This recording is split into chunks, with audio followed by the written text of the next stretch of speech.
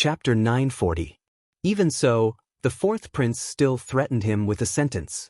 "Mr. Sun, aren't you afraid that I will punish you or even kill you for saying this in front of me?" As soon as he finished speaking, the fourth prince's eyes emitted a terrifying killing intent, and the scimitar at his waist was already unsheathed. "Of course I'm afraid. Who wouldn't be afraid of death?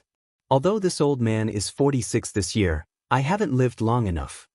Sun Wen was calm and composed. He looked at Prince Roland with a faint smile, his eyes shining with wisdom and confidence. His eyes clearly conveyed a message. He was not afraid. He was not afraid of the threat of death from Prince Roland. He did not even think that Prince Roland would really punish him. The two of them stared at each other for a long time. The fourth prince gasped for breath, with beads of sweat dripping from his forehead. He raised his hand and sheathed his scimitar. "Forget it. If Mr. Sun has anything to say, just say it. I will listen." After saying that, he sat back down unwillingly. How could the fourth prince be a match for Sun Wen when it came to scheming? In terms of mental fortitude, Sun Wen had attained the transcendent realm of being able to remain unfazed even if Mount Tai were to collapse in front of him. In the end, Sun Wen won, completely dispelling the fourth prince's suspicions. Sun Wen said with a smile, "The 3 cities of Xianxia County are tasteless, but it's not a pity to abandon them. It's better to make good use of them. If we use it as bait, we can injure Lu Shi and prevent her from sending troops to threaten the northern borderline for a year or two. At the same time, we can also help His Highness get rid of his greatest threat." The fourth prince's eyes flashed fiercely as he said, "My mortal enemy?" Sun Wen said, "The northern borderline has always been particular about choosing talents and talents. Regardless of one's background, the fourth prince is naturally qualified to ascend to the throne. According to the inheritance system of the Han family, even if all his brothers died, the fourth prince would not have the right to inherit the throne. Who asked his mother to be a female slave for others to play with? However, the customs of Beijiang were different from those of the Central Plains. There were no rules in the northern borderline. Whichever child was stronger could inherit more property. Even if Prince Roland was just the son of a slave girl, he was still qualified to inherit the throne as long as he was strong enough. Sun Wen's short sentence quickly and accurately poked the fourth prince's weak spot. Prince Roland's hand that was holding the machete trembled, and even his breathing stopped suspiciously. Of course, he knew that he was qualified, but being qualified did not mean that he had hope. His mother's clan was too weak and barren. His starting point was the lowest among his brothers. If he wanted to overthrow the 8 brothers around him and ascend the throne, he would have to overcome 5 trials and kill 6 generals. "You think I have hope?" The fourth prince's breathing quickened. Sun Wenning had laid out such an inescapable trap. If Sun Wenning helped him with all his might, it might not be impossible for him to inherit the throne. Where there's a will, there's a way. How would you know if you don't try? Sun Wen's expression was indifferent. He didn't show any joy or sorrow, as if he was detached from the world. Among the 9 princes, the second prince has the strongest army. If the fourth prince wants to lay his hands on the throne, he will be the first person you have to get rid of. The first prince was using self-defiling methods to protect himself, but he was also secretly accumulating power, so he had to be on guard. Wen had a plan, killing several birds with one stone. Using the 3 cities of Xianxia County in exchange for Lu Shi being unable to mobilize his troops and for the first and second princes to be crippled. Do you think it's worth it? If he said that to Jiang Pingji, she would probably have twisted his head off long ago. Do you know what it means to not give an inch of land?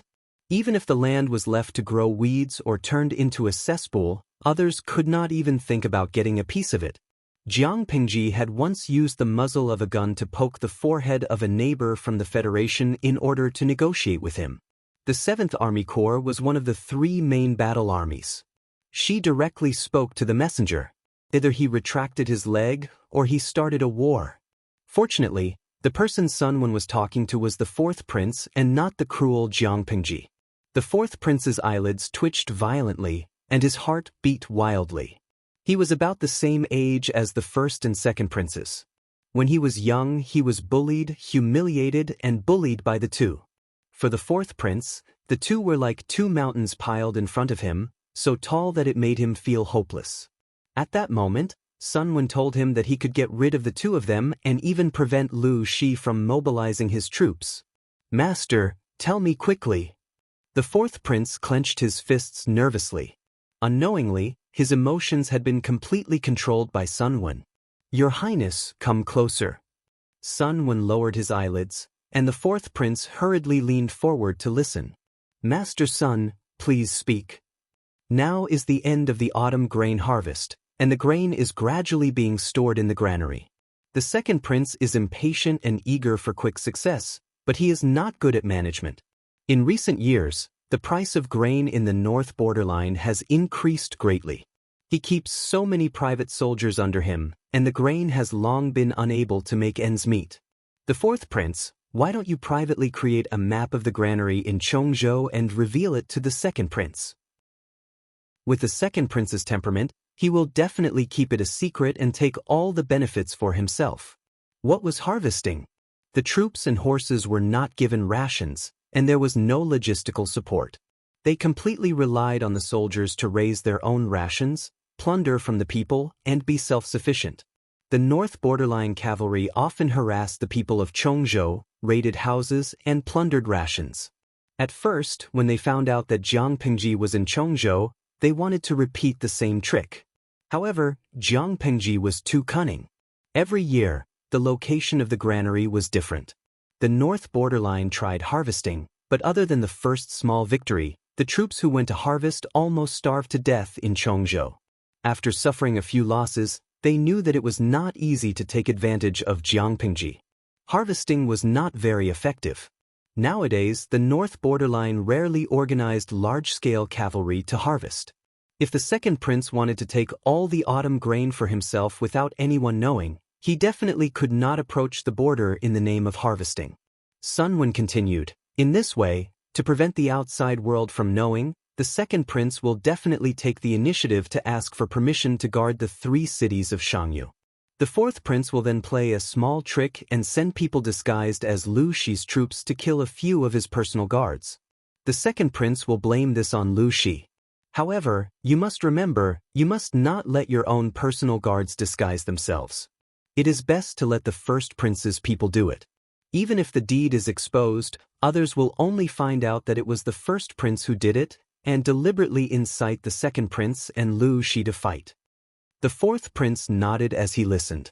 Sun Wen continued, Lu Shi has an explosive personality, and the second prince is obstinate and self-opinionated. If the two of them meet, it is impossible that they will not fight. However, no matter how many troops the second prince has, how long can he resist Lu Shi? The 3 cities of Xianxia County have not been repaired for many years. They will not be able to resist Lu Shi's powerful troops. If the second prince dies in battle, it will be fine, but if he doesn't, not only will he lose the private troops he has carefully raised, but he will also let the king see the number of troops he has and his ambition. As for the first prince, who deliberately provoked the war between the 2 sides, it will not be good either. As the fourth prince listened, he felt a chill in his heart, but at the same time, he could not suppress his excitement. Very quickly, he came back to his senses. What about Lu Shi? Sun Wen laughed. The 3 cities of Xianxia are already in ruins. Lu Shi has to deal with the aftermath after conquering them. Isn't this a good way to divert his energy? Within a year or 2, how will he have the energy to start another war? The fourth prince's eyes lit up. Yes, as long as the situation in the north borderline was peaceful for a year or 2. Master is indeed brilliant. Chapter 941. Sun Wen was stirring up trouble in the northern borderline. He was full of conspiracies and tricks. Jiang Pingji was also ready for war. It was the autumn harvest. Everyone was so busy that their feet hardly touched the ground. When the autumn grain entered the warehouse, they felt more relaxed. This year's batch of autumn grain has entered the warehouse. Qiguan Rang presented a thick account book. Every grain collected was recorded in the book. Jiang Pingji flipped through it carefully. With this batch of grain, we have the confidence to fight a war. Is there any news from Zixiao? Qiguan Rang held his hands by his sides and said expressionlessly, "There's no news yet, but it should be soon." Jiang Pingji nodded and did not respond. Qiguan Rang endured for a while and had to take the initiative to speak. "My lord has never seen Sun Wen. How do you know that he's as capable as Lu Shang? You trust him so easily. If he covets the power of the northern borderline." Qiguan Rang did not finish his sentence, but he believed that Jiang Pingji knew what he meant. "We have to guard against him." Jiang Pingji said with a smile, "I don't know if Sun Wen is as capable as Lu Shang, but it's enough for Zixiao to know." Qiguan Rang showed an expression that said, "I knew it." He sighed and said, "My lord has grown up. A cabbage had grown up and finally knew how to feed a pig. Look at what you're saying. It's as if the cabbage you painstakingly raised has been fed by a pig." Jiang Pingji teased, "You're so jealous." Qiguan Rang secretly rolled his eyes and added in his heart, "Isn't it the other way around?" He trusted Wei Si's judgment because he trusted him. If not for some kind of honey filter, he believed that his lord would not be so rash. He frowned and said, "My lord, when did you have such thoughts?" After all, she was a female lord and was often criticized. If she could not maintain a clear relationship with her subordinates, her reputation might be tarnished. "When did it happen?" "I can't remember. But when Zheng, you can rest assured that Zixiao will not affect my ambitions." Qiguan Rang had been observing the surrounding situation as an outsider. He saw the situation more clearly than the people involved. "I'm not worried about my lord, but about Zixiao." Qiguan Rang frowned. Wei Si did not deliberately steal the limelight. He did not have a strong presence, but after thinking about what he had done, no one could say that he was not a pillar. Such a talent shouldn't be buried, nor should he be confined in a cage like a canary. If he didn't do that and allowed him to show off his talent, he would definitely die. Even if the Lord did not mind, would the other officials not have any thoughts about it? The most important thing for a faction was harmony and unity. "Does it really have to be him?" asked Qiguan Rang. "It has to be him. The more I get to know him, the more I feel that he's the one I want," Jiang Pingji said with certainty. "Ambitious men, who wants to be a canary? If he doesn't want to live an ignoble life, I'm afraid my lord won't bear to let him suffer." If his identity was revealed, Wei Si would have to stay away from the center of power. It wasn't that they didn't trust him, but it was for the sake of unity within the faction so that others wouldn't feel unbalanced or have negative emotions. If Jiang Pingji insisted on having her own way, she might harm her and Wei Si. Then, what does Wenjing think? Qiguan Rang said, "It's better to keep it a secret. Rang can pretend that he doesn't know anything." "Keep it a secret?" Jiang Pingji murmured repeatedly. "As long as it's the Lord's child, it will definitely be your blood. It doesn't matter who the father is." Qiguan Rang said, "You can say that you got pregnant because of feelings, or that you got married and had a child in your dream. As long as you have a child, you can keep the father's identity a secret. As long as others don't know who the father is, Zixiao can also continue to realize his ambitions and aspirations. But in this way, my lord and Zixiao will have to suffer." Jiang Pingji thought about it for a long time and laughed bitterly after a while. "Wenjing, you're thinking too far ahead. We'll have to face it sooner or later." Qiguan Rang took over the account book that Jiang Pingji had finished reviewing and said expressionlessly, "You should also pay attention to your emotions. What happens in private is none of my business. In daily life, you should at least control your emotions." Just like the previous time, she looked at Wei Si as if she wanted to skin him alive. It was always like that. Even the slow-witted generals could notice the clues. Qiguan Rang also reminded her in private to prevent his lord from doing something that she would regret for the rest of her life in the heat of youth. "Wenjing, I'll think about it." Although she didn't want to admit it, Qiguan Rang's solution was considered the best of both worlds. It's still troubled times now. It's not suitable to think about these matters. We'd better get down to business. Jiang Pingji changed the topic stiffly. Qiguan Rang could only roll his eyes helplessly. As they were talking, Wei Si was summoned from outside the tent. "Greetings, my lord." Wei Si first bowed, then nodded to Qiguan Rang, who was sitting next to Jiang Pingji. He took the initiative to sit on the other side. This is the tip-off I just received. The big fish has taken the bait. Wei Ci handed over the booklet with both hands. Jiang Pengji took it and glanced at it. This Sun Wen is truly capable. This trick within a trick is truly beautiful. The letter said that Sun Wen had secretly plotted and successfully made the second prince of the northern borderline volunteer to take the order to be stationed in the 3 cities of Xiangyu. The 3 cities of Xiangyu were not the same as before. There was no profit to be made. They were almost treated as a place of exile by the nobles of the northern borderline. The second prince wanted to gild himself. Why did he have to go to the 3 cities of Xiangyu? Self-exile? When the other princes received the news, they all had the same thought. But when they thought of the second prince's usual arrogance, they felt that it was unlikely. But other than that, they could not think of a reason why the second prince would take the initiative to go to the 3 cities of Xiangyu. The princes of the northern borderline discussed in private. Does the second prince think that the 3 cities of Xiangyu can still recruit soldiers and buy horses? He might really think so. But there is no profit to be made in the 3 cities of Xiangyu.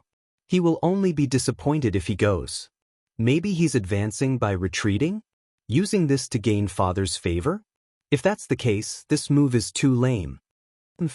These people would not be able to figure it out even if they racked their brains. The second prince had a detailed distribution map of Chongzhou's granaries. According to reliable sources, the granaries stored Chongzhou's savings over the years. As long as the grain was taken away, Lu Shi would probably suffer a great loss. The second prince thought proudly. It was as if he could already see himself bringing back a huge amount of grain and being rewarded by the king. He had more soldiers in his hands than his other brothers. If he made a great contribution, he would not be far from the throne of the king of the northern borderline. Of course, the second prince was not stupid. He had already sent people to check the marked places in the granary beforehand. The news was true. Apart from that, this map was sent by his most trusted confidant, his mother's brother, his uncle. He trusted it so much because of all these reasons. Because of the huge amount of grain, the second prince made up his mind and pulled out all his private soldiers. Let's go. Chapter 942. The second prince rode a tall horse leisurely. This is Nanshan County of Xiangyu County? It doesn't look like much. It's not as prosperous as a small tribe in the north borderline. The houses on both sides of the street were dilapidated, and there were almost no traces of merchants. I heard that Xiangyu County was a good place in the past, where merchants and trade flourished. Things remain the same, but the people have changed. The second prince's advisor rode a step behind, looking around and sighing. It's just a small town at the border of the Central Plains. How prosperous can it be? The second prince laughed disdainfully. He brought 20,000 private troops to camp outside the city, while he brought 1,000 elites into the city. He spent all his fortune to train these 20,000 elites, and he loved them as if they were his eyes. In order to keep the benefits to himself, he gritted his teeth, made up his mind, and took out all his belongings. He volunteered to the king of the north borderline to take over the 3 cities of Xiangyu. The original guards were sent elsewhere. The second prince sat down boldly. The official registrar of Nanshan County trembled in front of him, waiting for orders. Report how many soldiers are left in the city. The official registrar trembled and said, There are 6,700 guards in the city. The second prince turned his head and sneered at the advisor. There are only 6,700 people in Nanshan County. What can such a small number of guards do? Lu Shi of Chongzhou is also a good-for-nothing. I heard that the pedantic Confucian scholars of Dongqing always talk about taking back their territory. Nanshan County's defense is so weak, yet Lu Shi doesn't send troops to fight back? It seems that the cowards of Dongqing are just shouting slogans when they take back their territory. The advisor smiled and flattered the second prince, saying a lot of good things, making the second prince feel comfortable. The second prince was full of confidence and spoke with fervor. Although Lu Shi is a bit of a coward, she's a girl after all. It's normal that she's not as courageous as a man. Although there are only 6,700 guards in Nanshan County, every one of them is an elite of the north borderline. They can fight against 10 men on the battlefield. Lu Shi is flattered by the outside world, but she's still a timid girl. She won't amount to much. The advisor's smile was a little awkward, but he still catered to the second prince and praised him. Compared to the second prince's blind arrogance, the advisor was somewhat clear-headed. Apart from anything else, he could understand why Jiang Pingji had not mobilized her troops to recapture the 3 cities of Xianxia. First of all, fighting a war was not something that could be fought just because one wanted to. No matter how resentful the people of Dongqing were, the 3 cities of Xianxia had been ceded by Dongqing to the northern borderline. This was the territory of the northern borderline. If they rashly sent their troops back, it would mean that they would completely fall out with the northern borderline and officially declare war on the northern borderline. Secondly, fighting a war would consume too much energy, and the preparation would take a long time. If they were to start a war without any preparation, how was that any different from courting death? Thirdly, since the 3 cities of Xianxia had been ruined by the northern frontier, it would not make much difference whether they were recaptured 2 years earlier or 2 years later. He did not dare to say these words to the second prince, lest he spoil his mood. Your Highness is right. The second prince laughed heartily and said to his advisor, You know me best. Overjoyed, the second prince feasted for 2 days and made friends with the local nobles. Although these nobles stayed in the 3 cities of Xianxia as if they had been exiled, they were local tyrants who had been operating for many years. The 3 cities of Xianxia could be considered as a buffer zone between the northern borderline and Dongqing. At the same time, it was also a lawless area where many smuggled goods were the most rampant. Most of these goods were war resources, and the profits were huge. Even the second prince could not help but be tempted by them. However, the happy time did not pass for long. An urgent message came to his ears. Report. The loud and urgent voice of the messenger came from outside the room. The second prince was holding a wine bottle and drinking with someone. When he heard the voice, his dashing eyebrows knitted together in displeasure. What happened? How dare you disturb my mood? The messenger's breathing was rapid, and there was a hint of nervousness in his voice. Your Highness, the patrolling cavalry found the corpses of our soldiers outside Nanshan County, a total of 25 people. What? The strong smell of alcohol came out of his nostrils.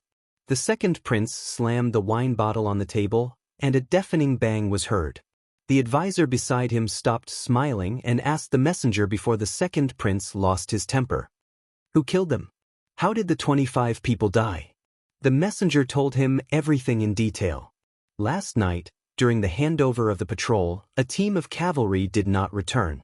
The next day, the patrolling cavalry found the corpses of the missing people not far from their post. There were signs of a struggle near the corpses. When the advisor heard this, his heart skipped a beat.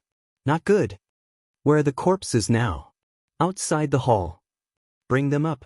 The second prince's chest surged with anger. He lifted his leg and flipped the wine table. I want to see who dares to do this. The loud bang shocked the singers and dancers in the hall, and they did not dare to move. They trembled like quails.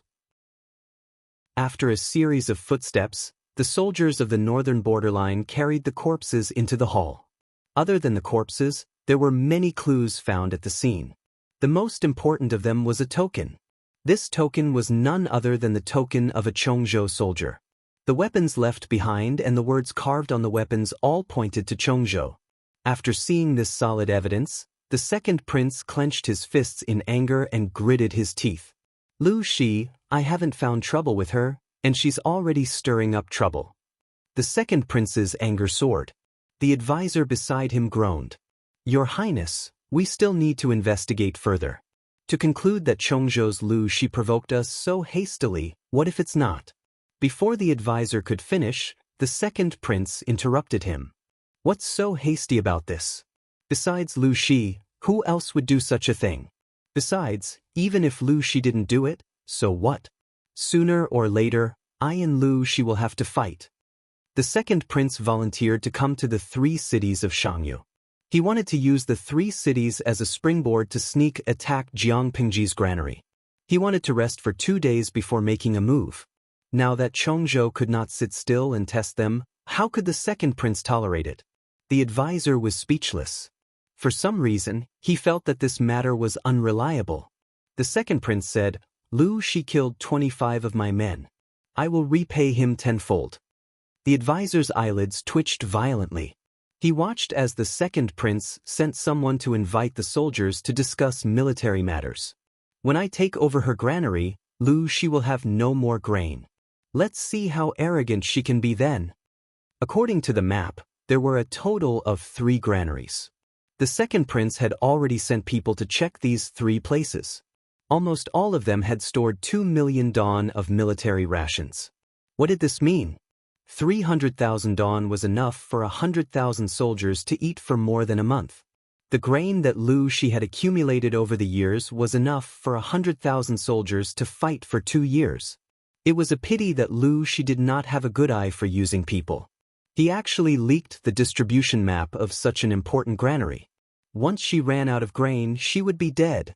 The second prince looked in the direction of Chongzhou and gritted his teeth. "If I can't transport the grain, I won't leave a single grain for you." Chapter 943. Jiang Pingji had planted informants in the 3 cities of Shangyu early in the morning. She received the news as soon as the second prince's army entered the city. "Finally, there's a battle to fight. If I don't fight, the weapons in my hands are going to rust." When Fu Wang received the news, he didn't even have time to change his armor before hurrying to the main tent. Li Yun, who was passing by with him, saw this and laughed helplessly as he shook his head. These few years of training have really stifled General Fu. Fu Wang had a warlike gene in his bones, so he couldn't settle down at all. After training for a few years and living a comfortable life, he felt uncomfortable all over.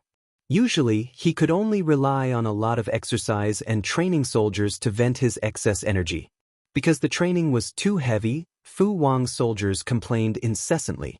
If it wasn't for Jiang Pingji, who couldn't stand it anymore and lightened the training load of the troops, someone might have died. Fu Wang walked briskly and said as he walked, "As a soldier, of course, we have to see blood often to maintain our sharpness." Why did he have to put on an act all day? No matter how well he acted, it was still fake. It's not that you didn't do a good job, it's just that you feel aggrieved. Fu Wang would often ask a few generals to spar with him. Other than Li Yun, who could exchange over 100 moves with him without being at a disadvantage, the others could not withstand his blows. Of course, the Wanzhou group had many generals who could fight, but people like Dian Yen and Meng Hun were not in Chongzhou. It was always Li Yun who was fighting. After a while, Fu Wang also felt bored. "General Fu, if you really want to fight to your heart's content, why don't you just look for my lord?" It would have been better if Li Yun had not mentioned it, but once he did, Fu Wang could not help but twitch the corner of his mouth. If he fought with Li Yun, he had an 80% chance of winning, but if he fought with his lord, he basically had no chance of winning. He really didn't know what this woman ate growing up to be so good at fighting. When they arrived at the main tent, the strategists were already sitting in their seats. Jiang Pingji saw that everyone was present. She glanced at Qiguan Rang. He understood her intention and took out a declaration of war. "The barbarians slandered us for launching a sneak attack. In order to retaliate, they sent several teams of cavalry to harass the innocent civilians at the border. They massacred the villages there, burned, killed, and looted. Such vile and provocative behavior cannot be tolerated." Jiang Pingji said, "Do you have any opinions?" Feng Zhen said, "I believe that we should attack with a large force to show our military might." Wei Ci seconded. Fu Wang had long been looking forward to fighting, so of course he wouldn't disagree. He wanted nothing more than to raise his hands and feet high. Li Yun also knew that the upcoming battle was to prepare for the northern expedition next year. His blood was boiling. How could he not respond? Very well. Everyone in the tent was her confidant, so it was impossible for them to raise any objections. Jiang Pingji said to Qiguan Rang, "I'll have to trouble Wenjing to announce this declaration to the world, so that the world knows that it's not us who want to fight, it's the barbarians of the northern borderline who have gone too far." Qiguan Rang bowed to the end and said, "Yes." After going through the formalities, the next step was the crucial strategic deployment. The barbarians of the northern borderline have a set of fake maps of granaries. They are in Xianxia, Lijiang, and Chaowu. The person leading the troops was the second prince of the northern borderline. This person was greedy and self-opinionated. He definitely wanted to eat up the 3 granaries worth of grain. However, the granary was huge, so this person would definitely mobilize a large number of troops, and even a large portion of the garrison. In this way, the defense of the 3 cities would be quite weak. Zhengtu, I'll give you 10,000 troops. Can you conquer the 3 cities in 2 days? Jiang Pingji raised her head and called Fu Wang's name. Fu Wang had been tense all along. When he heard his name, he immediately stepped forward. Yes, General. Using 10,000 troops to conquer the 3 cities of Shangyu, which Dongqing had been longing for more than a decade, in 2 days? If this was in the past, it would definitely be a fantasy. But now it was different. Jiang Pingji had calculated. According to the various conditions she had created today, it might not be impossible. The second prince of the northern borderline was too greedy. He had the idea of eating up the 3 granaries. It was impossible for him to rely on the 20,000 private troops that he had brought. In order to gather enough manpower, this person had to transfer the garrison of the 3 cities. Before the second prince's arrival, the average garrison of the 3 cities was about 10,000 people. After transferring a portion, how many people would be left? The 3 fake granaries had attracted most of the garrison forces, causing the 3 cities to be empty and weak. The 10,000 troops that she had allocated to Fu Wang were all elites who had been carefully trained for several years and were well equipped. They could definitely withstand such a concentrated battle. Not to mention 1 against 5, but 1 against 3 would not be a problem. If Fu Wang still could not conquer the 3 cities of Shangyu County before the reinforcements from the northern borderline arrived, it would be a disgrace to his reputation. Han Mei. Li Yun stepped forward and quietly waited for orders. Jiang Pingji said, I order you to lead 6,000 troops to ambush Lijiang. You must annihilate the enemy and not leave any loose ends. Yes. I plan to lead 6,000 troops to ambush Xianxia. After the enemy is annihilated, Han Mei and I will meet up and cut off the enemy's main force. There were 3 fake granaries, Xianxia, Lijiang, and Chaowu. Among them, Chaowu's was the largest. It was almost the sum of the reserves of the other 2 granaries. After discussing with a few strategists, Jiang Pingji unanimously believed that the headstrong second prince would personally lead the troops to ambush Chaowu. After all, there was the most food there. The evacuation route was the smoothest. The second prince had a penchant for doing things himself and showing off his military strength. In conclusion, it was most likely that the enemy would lead the main force to ambush Chaowu. In order to delay time and confuse the second prince's judgment, Jiang Pingji placed a lot of food in Chaowu.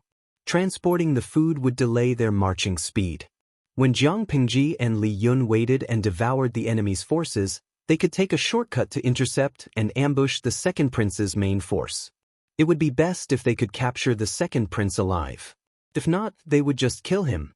They had to meet up with Fu Wang before the reinforcements at the borders of the north borderline could react. To prevent any accidents, Jiang Pingji ordered the remaining troops to stand guard. After assigning tasks to the generals, Jiang Pingji swiftly and decisively assigned tasks to the strategists. At that moment, the whole main tent was filled with a tense atmosphere. It even affected the viewers in the streaming room. Lao Cg Lianmeng, after so many years, I finally see the streamer's handsome side. Marin Wei Zixiao. Hello everyone. Let me introduce you. This is my boyfriend, Lord Jiang Pingji. Zhu Ganggang Jiang Pingji. Oh my, click. Beauty Wei Zixia Milan Danguzi. To the person above, are you trying to stir up trouble? Please respect such a hot-blooded scene. Gue Kai Guo Fengxiao, high energy warning ahead. Friends on the blue bullet screen, if you're not used to blood, you'd better leave the streaming room quickly. Let me say this in advance. Our streamer is very cruel. The content of her streaming would scare the timid people out of their wits. The viewers on the red bullet screen were delighted to see this. The viewers on the blue bullet screen were not to be outdone. Although they did not understand, they felt that it was awesome. How could they leave the streaming room and fulfill the wishes of the viewers on the red bullet screen? They would not leave. Finally, I've been preparing for more than 3 years. Everyone, it's all up to you. It was time to let the north borderline see her fangs. Chapter 944. The night was gloomy, the moon was dark, and the wind was strong. Hearing that the second prince was going to fight in person, the guards and advisors around him felt like their heads were going to explode. Your Highness, your body is precious. Swords have no eyes on the battlefield. If you are accidentally hurt, we won't be able to answer to the king. His personal guards tried to dissuade him, and his advisors also echoed him. However, the second prince had a headstrong temperament and felt very good about himself. He said, I studied hard with the martial arts master. Even my father praised me as a warrior of the northern borderline. How can I be afraid of death? Before he was an adult, he had defeated his martial arts master, defeated several guards who were his sparring partners, and killed the enemy bravely on the battlefield. He always brought back a lot of trophies. He was the brave and powerful man of the northern borderline. How could the weak soldiers of the Central Plains hurt him? The northern borderline was not peaceful. There were many voices within. If a small tribe developed too fast or did not obey the orders of the imperial court, it would inevitably lead to an expedition by the imperial court. However, such small fights were usually used for the second generation of the nobles of the northern borderline. The second prince had led troops on several expeditions and won every time. This made him arrogant and complacent, and he could not even see his own abilities clearly. As a prince, it was enough to stay in the rear and wait for military achievements. Why did he have to go to the front to cause trouble and make things difficult for his teammates? Did he not know what his own abilities were? The advisors and guards repeatedly tried to persuade the second prince, but not only did they not persuade him, they even caused him to reprimand and insult. In the end, he stubbornly said, No need to persuade me anymore. I have made up my mind. The more the people around him tried to persuade him, the angrier he got, and the more he wanted to prove himself. Lu Shi, a woman, could kill the enemy on the battlefield. He, a brave man of the northern borderline, was inferior to a woman? Wait until I catch Lu Shi myself. The second prince looked around and snorted, as if he was mocking. Although he was headstrong, the second prince also knew that his life was precious, and he would still listen to the advisor's arrangements in some areas.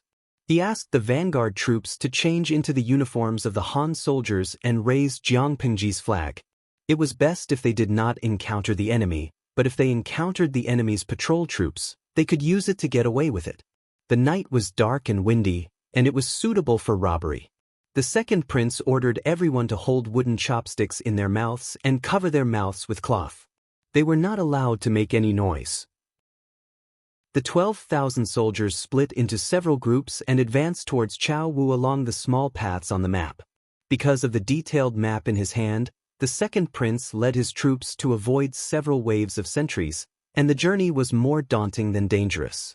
As they approached Chao Wu's granary, the number of patrols increased. Even with the cover of night, they were still caught red-handed. Who is it? The second prince panicked. The vanguard officer beside him replied in fluent Mandarin of the Central Plains. We were sent by Lu Prefecture Overseer to reinforce the granary. The prefecture magistrate is worried that the barbarians of the northern borderline will attack the granary. This vanguard official was also a talent. When he lied, his face didn't turn red, and he didn't even pant. He even revealed a look of awe-inspiring righteousness.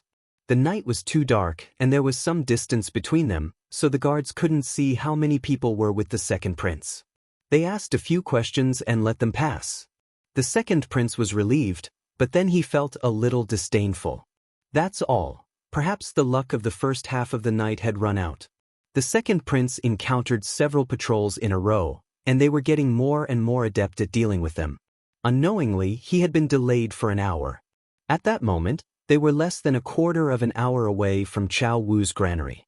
Compared to the smooth journey on the second prince's side, the other two routes did not have such preferential treatment.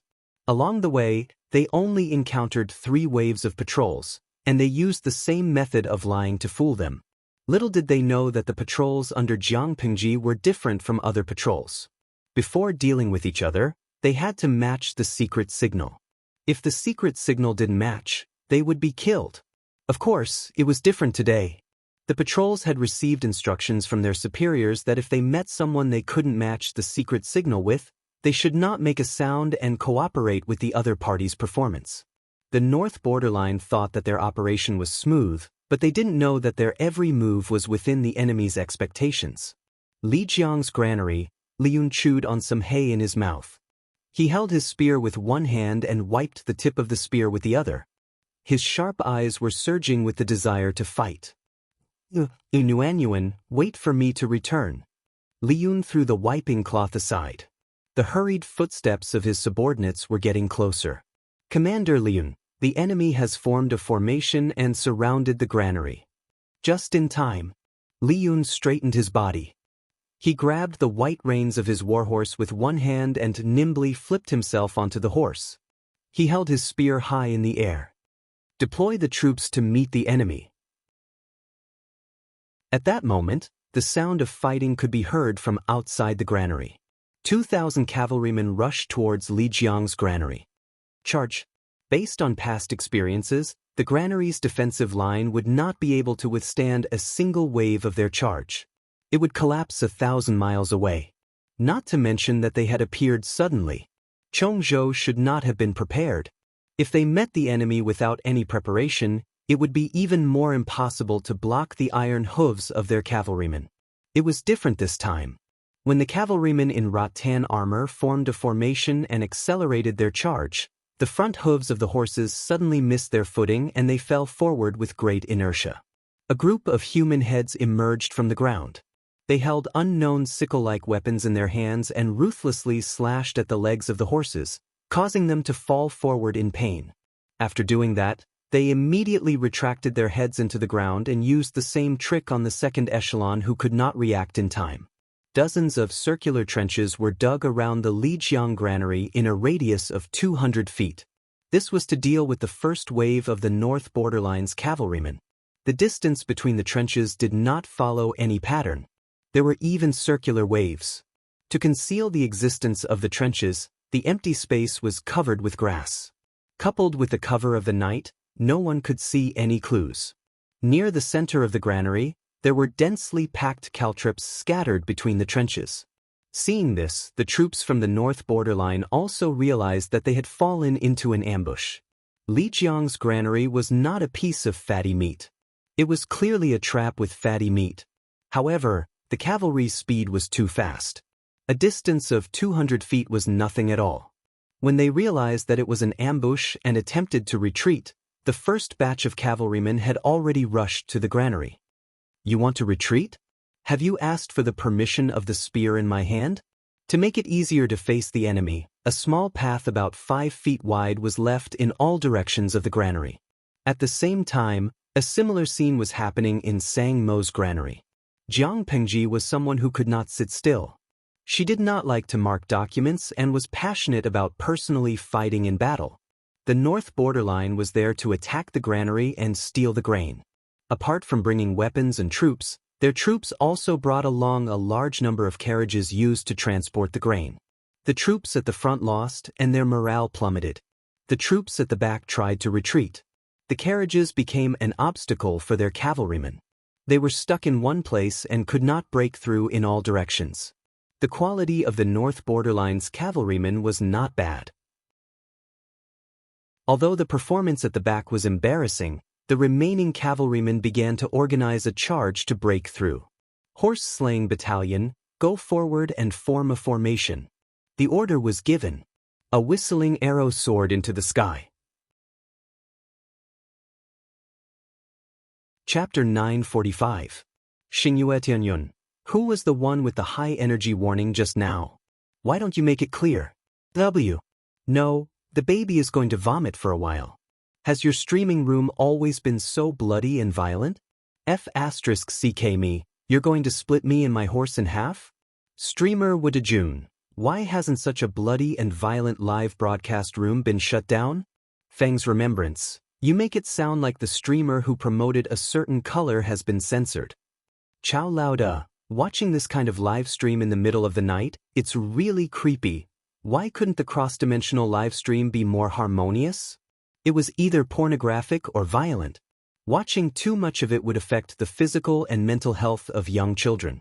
That was the content of the blue bullet screen. Compared to their panic, the red bullet screen viewers were much calmer. He was not surprised at all. Wuxia Zhongxing, the host, isn't always so violent. She's usually reasonable.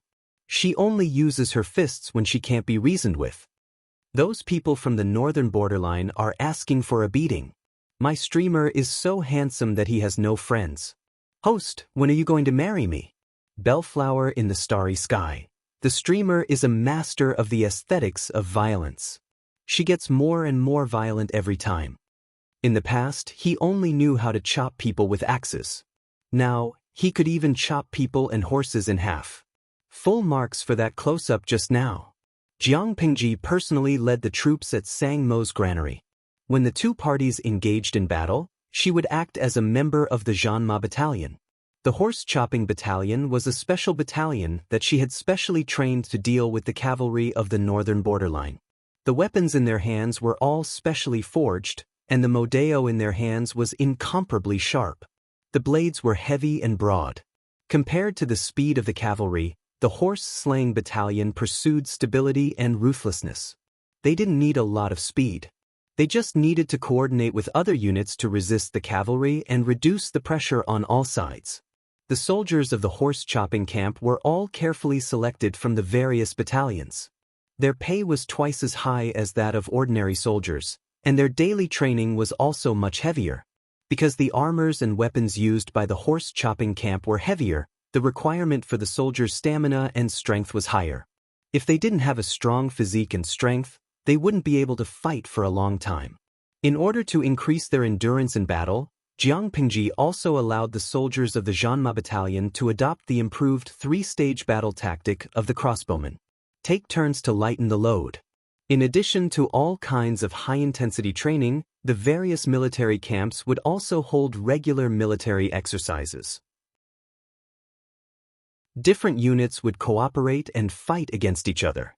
Although the military drill was fake, Jiang Pingji let the veterans lead the new recruits in pursuit of a simulated battle environment. Most of the soldiers under him had never seen blood before, but their combat skills and obedience to orders were not inferior to elite soldiers. The streaming room was always the Jiang Pingji Jiang Zhang's perspective.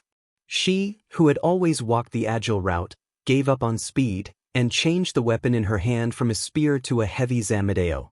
With every swing of the blade, the audience could clearly see the entire process of the blade slicing through flesh. She did not deliberately restrain her strength. The heavy zamadeo in her hand was like nothing. Chopping. What? Jiang. Jiang. Blood, blood. Blood. The audience of the stream. The tian. Ficking. Hoo. The tie with the horse. The audience in the streaming room saw with their own eyes that Jiang Pingji swung her sword downwards. Like watching a watermelon, she split open the body of a soldier from the northern borderline's head. She also cut the warhorse under him into two at the waist. Jiang Pingji. Ficking. Most of the northern borderline cavalry was light cavalry. They followed the rogue policy of running away if they couldn't win. They had always been a headache for the Dongqing military. However, they were blocked by the wagon they brought. Jiang Pingji. The Zhanma battalion formed a curved formation to block their way. She surrounded them. She planned to wipe out the enemy. How could she let the meat fly away? Compared to Sang Yamo and Li Jiang, Chao Wu's granary was a rat's paradise. What kind of soldiers are Lu Shi's? The soldiers of the Central Plains are all useless. None of them can fight. The second prince broke through the defense of Chao Wu's granary. The defense of the camp was weak. They fought in a hurry. Soon, they were defeated and ran in all directions. The second prince looked at Chao Wu's granary. He was proud of himself. Don't chase. Move the food. The second prince cut off the heads of the corpses. He tied their hair into knots and hung them on the saddle. These were his spoils of war. They were strong evidence of his military strength. He broke open the door of the granary. It was full of food. To be cautious, the second prince used the dagger at his waist to cut open a few bags of food. Clear yellow grains flowed out like water. "Lu, she is rich. It's all good food." After confirming it, the second prince ordered people to move the food. The advisor followed the second prince. He felt that something was wrong, but he couldn't tell what. After a while, he said, "Your Highness, there's so much food in Chao Wu's granary. Why didn't Lu she send a large number of soldiers to guard it?" The second prince said, "A large number of soldiers? Didn't you see those deserters? There are at least 5,000 or 6,000 of them, right?" According to combat experience, the number of soldiers guarding the granary was about that. However, the advisor didn't know that there were only about 2,000 soldiers guarding the granary. The number of 5,000 or 6,000 was too much. The soldiers seemed disorderly, but they were actually prepared to flee. They ran in other directions. After several trips, it gave the illusion that there were 5,000 or 6,000 deserters. "I heard that Lu she trained his soldiers for 3 or 5 years. His elite soldiers are like this." The advisor awkwardly found a way out for himself to avoid angering the second prince again. The second prince laughed and said, "Sheep are sheep. No matter how they train, how can they beat the wolves on the grassland?" The Han men of the Central Plains gave him the impression that they were weak bamboo poles that could be blown away by the wind. Such men couldn't even satisfy the Han women, let alone fight the valiant generals of the northern borderline. The entire granary of Chao Wu had a total of 1.4 million dawn of grain. Even if the second prince brought 12,000 soldiers and horses, they couldn't load all of them into the supply wagons in a short time. Moreover, they did not bring that many wagons with them. If I had known that there was so much grain here and that the soldiers guarding the grain were so weak, I would have brought 10 more wagons. In order not to waste food, every wagon was filled with grain. The wheels were deeply embedded in the mud. Not only were the wagons full of grain, but he also asked each cavalry to carry 2 bags of grain on their backs. Seeing this, the advisor's scalp went numb. The cavalry's advantage was their mobility. How could they run if they encountered danger with the heavy bags of grain on their backs?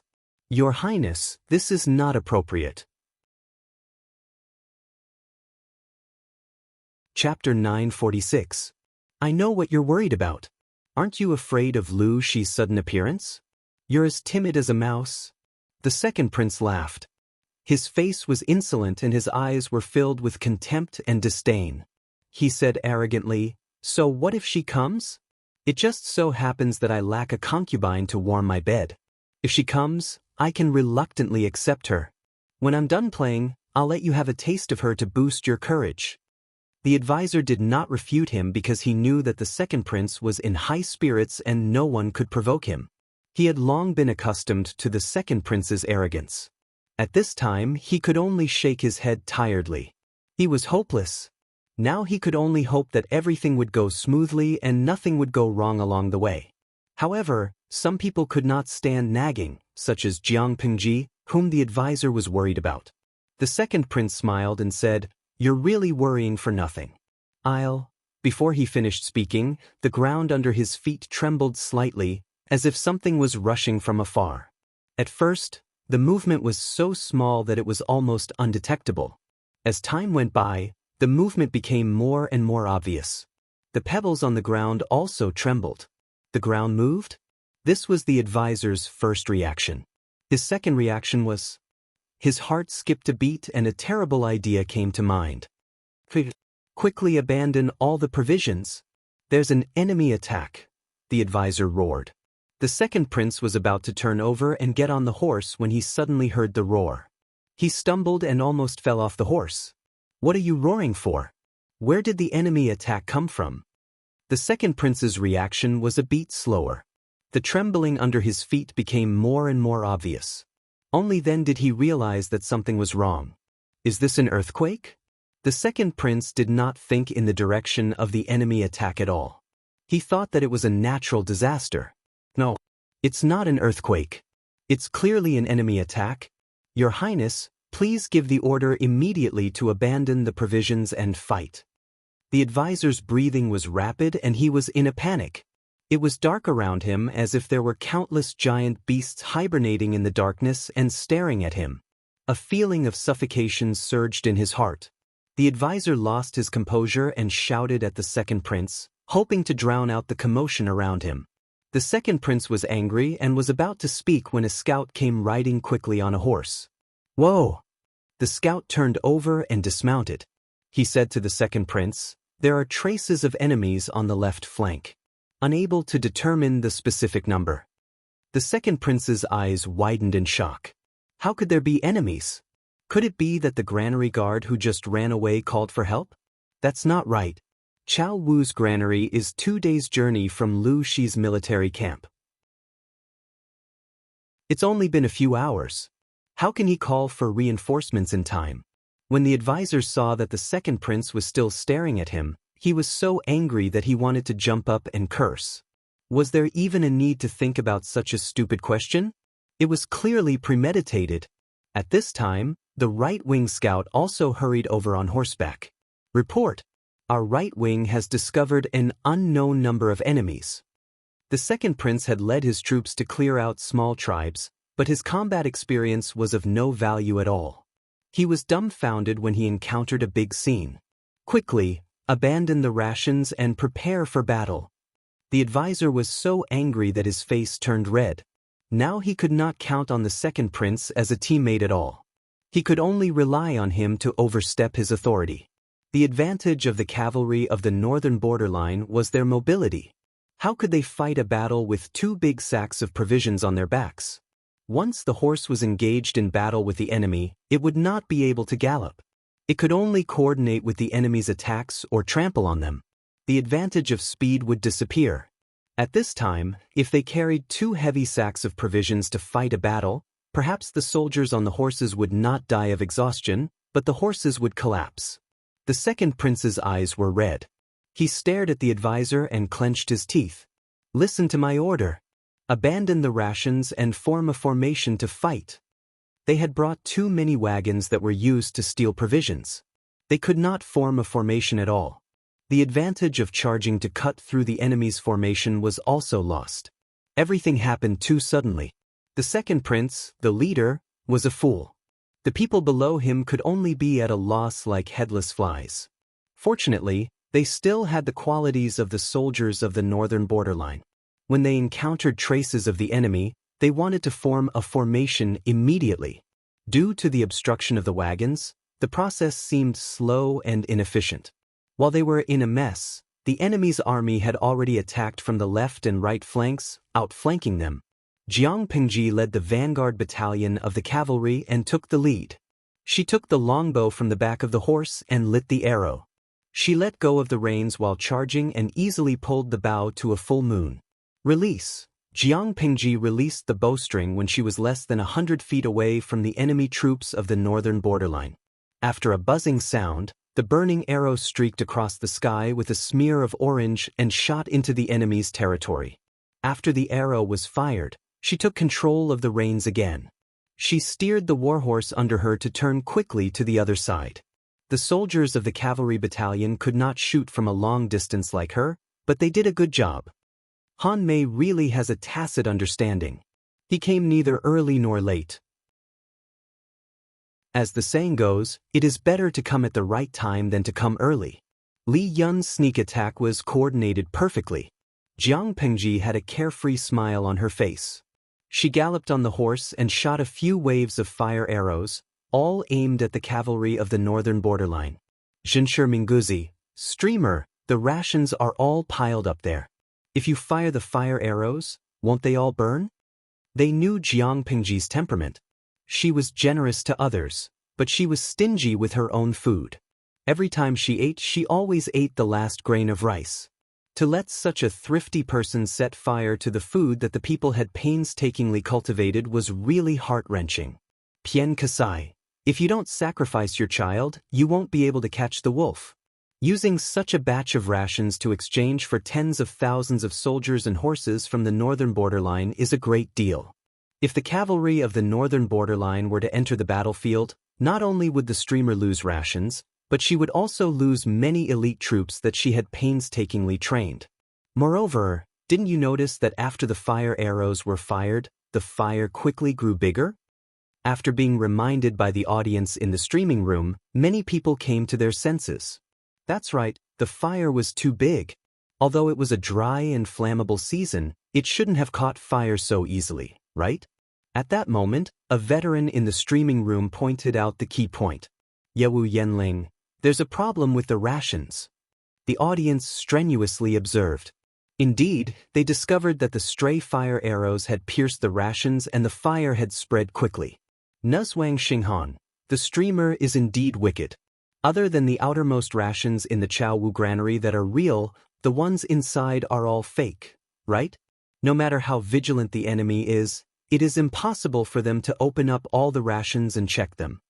Just as the audience guessed, Jiang Pingji only put tens of thousands of dawn of real rations in the Chao Wu granary, the rest were all fake. Xianxia, but I have a doubt. If it's fake rations, won't the grain bag feel different when touched? How could Jiang Pingji not consider this problem? She asked someone to smear the inside of the grain bag with a sticky liquid, then rolled it in the rations and stuck a layer of rations on it. Chapter 947. At this time, not only the audience in the live broadcast room found something fishy, but the cavalry of the northern borderline also found something wrong. The advisor felt his teeth tremble. He raised his hand to pull out a dagger and fiercely cut open the grain bag. The inside of the grain bag was thick with grain, but apart from this layer, it was full of hay, firewood, and stones. It was fake. It was all fake. They were fooled. At this moment, the advisor regretted it. Lu Shi was able to get to where he was today. How could he be an ordinary person who relied on his father? If the map of the granary was so easy to get, how could Lu Shi get to where he was today? From the beginning to the end, it was all Lu Shi's plan, to lead their second prince here. In an instant, the advisor's mind turned again and again. He even wanted to escape during the chaos. If he continued to follow the second prince, he wouldn't even know when he would die. But the advisor also knew that he was just a scholar. Without the protection of the soldiers, he might be shot into a hornet's nest as soon as he went out. On the other side, the advisor was experiencing mental torture, and the second prince was not in a good situation either. He had never experienced such a big battle before. When he conquered a small tribe, it seemed that he was the one in command, but in fact, it was the same without him. It was just a small tribe. How could they fight against the iron hooves of the northern borderline? The victory of the small tribe made the second prince arrogant, and he had no idea of his real ability. He thought that if others praised him for being brave and good at fighting, he would really be brave and good at fighting. He didn't know that if he was not the second prince of the northern borderline king, he was not even a fart. At most, he was an arrogant bastard. Don't panic, don't panic. I will kill anyone who dares to panic. Get into formation, get into formation, get into formation. Do you hear me? Damn, who dares to escape? No matter how stupid he was, he knew how bad the situation was. The fire spread, and the war horse was frightened and kept running around. It took the second prince a lot of effort to calm it down. The soldiers around him were in a mess, like headless flies. He was angry and pulled out his sword to cut off the head of the person next to him, relying on bloody means to win a trace of calmness. Needless to say, this trick really worked, and the formation of the northern borderline soldiers finally had some shape. The advisor hurriedly said, "Your Highness, the most important thing right now is your safety." His words reminded the second prince of something. Nothing was more important than his life. Round after round of fire arrows were fired from the outside. It was as if Lu Shi's soldiers were surrounding them from all directions. It was impossible to find a way out. If the cavalry wanted to charge out of the sea of fire, Lu Shi's soldiers would stop them and force them back. The second prince grabbed his advisor's wrist in a panic. "How do we break out?" The advisor said, "Naturally, we'll gather our forces and break through from the weakest point." How could he ask such a stupid question? This teammate was too much of a scammer. The second prince took a few deep breaths and summoned his personal guards to prepare to break out of the encirclement. Although he had 12,000 soldiers with him, most of them were cavalry. If the terrain was open, breaking out of the encirclement would not be a problem. How could a two-legged man outrun a four-legged horse? Unfortunately, they were also carrying a large number of supply wagons, which were filled with heavy sacks of grain, further limiting the range of movement of the cavalry. Apart from that, Jiang Pingji also set fire to the rations on the carriages. They had no time to care about anything else. Lu Shi B*T. The second prince gritted his teeth in anger. He did not know what went wrong, but he knew that there was something wrong with the map he had obtained. If it was not premeditated, how could Lu Shi have calculated it so accurately? It was estimated that not only Chao Wu's granary, but Li Zhang's and Sang Mo's granaries were also ambushed. The second prince's eyes reddened when he thought of the private troops he had spent a lot of money to raise. Your Highness, now is not the time to be angry. Where there's life, there's hope. Your safety is more important. The advisor interrupted the second prince's thoughts. It was more important to escape now. What was the point of thinking so much? The two sides broke through the encirclement. The second prince, escorted by more than 1,000 elites, prepared to break out of the encirclement. When Jiang Pingji received the news, her face revealed a blood-stained and hideous smile. Escape? Have you asked me? After you catch him, break his legs. She put the bow and arrows back on the horse's back and picked up the heavy Mo sword again. Catch him alive. After Jiang Pingji's reminder, the audience in the streaming room realized that the enemy leader was about to escape. How could he do that? Lao Cg Lianmeng. Although the streamer used a trick, they are still a group of cavalrymen. I look down on them for running away before the battle even starts. Cat Demon June. Running away when you can't win is the essence of cavalrymen. Usually, it's either a small defeat or a big victory. It's probably unprecedented in history to be so miserable. Who asked them to be greedy? But then again, the person who made the plan was too evil. Let me worship for 2 seconds. But then again, who was the person who made the plan this time? The audience was stunned for a moment and almost forgot about it. Xianxia, this plan was made by Beauty Ci, the streamer, and Sunwen, right? But the chief planner is that old man Sunwen. This old man has a bright future. When he's done undercover, he'll be among the top strategists. The trick was used too well. Who was Sunwen? The audience was stunned for another 2 seconds. They couldn't be blamed for their poor memory. It was because Sunwen had never appeared in the streaming room and they hadn't seen him. Emolin, Sai, Sunwen, I've personally witnessed the rise of another Prince Charming in the streaming room. Although Sunwen was an old man whose grandson was 7 or 8 years old, his charm didn't discriminate by age. The audience paid unprecedented attention to Sunwen. Jiang Pingji couldn't care less about the streaming room. She led the troops to chase after the second prince and his men. What a joke! Capturing the second prince would be considered a real victory. If they let this fat fish escape, the value of this operation would be reduced by at least 50%. The advisor held the reins tightly and leaned over the horse's back. The warhorse was too bumpy. He felt as if his internal organs were going to be shaken out.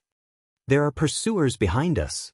The second prince only cared about running for his life. His nerves had long been stretched taut. Hearing that there were pursuers behind him, he was so anxious that he whipped the horses but hard and tried to speed up. Hurry, hurry, hurry, he screamed anxiously in his heart.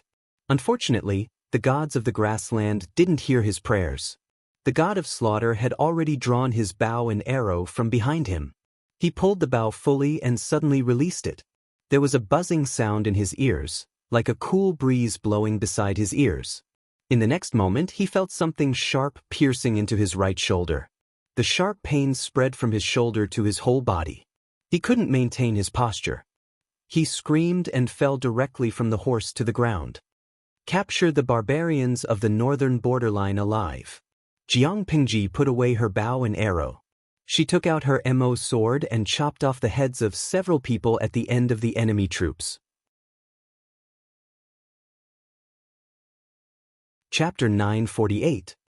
A loud and tragic cry sounded. The second prince's shoulder was pierced by Jiang Pingji's arrow. The intense pain and the residual force of the arrow forced him to lose his balance and fall off the horse. His horse sprinted forward for a long distance due to inertia.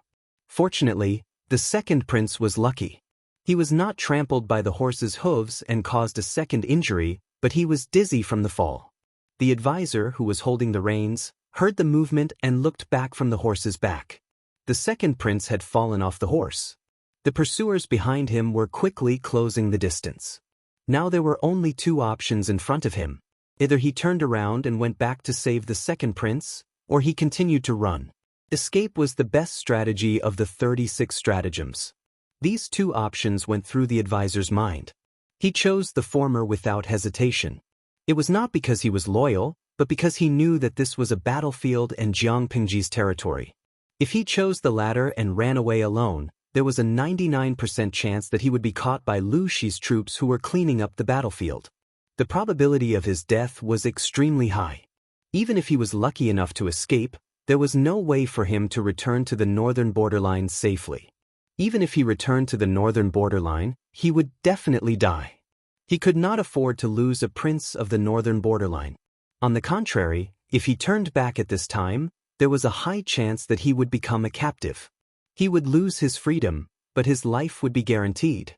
If he was lucky, he might have a chance to be recruited. He could take advantage of the situation and jump onto Lu Shi's ship. It was a way out. In a split second, the advisor had thought through everything and even arranged a seemingly perfect escape route for himself. Second prince, come and save His Highness. The advisor turned his horse around.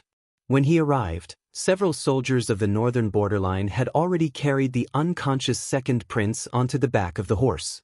However, they could not stop the enemies who were approaching quickly from behind. Not to mention the ruthless killer. You send the second prince away first. I will stay with the others to delay them. The advisor secretly gritted his teeth and made a decision. It seemed that he was making a righteous decision, but in fact he was playing a petty trick. The enemy's hatred was always on the second prince. Even if they stayed to delay them, the enemy would split up to chase after them.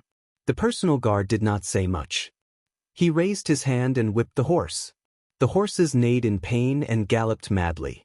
In less than 2 breaths, the enemies at the very front had arrived. My life is over.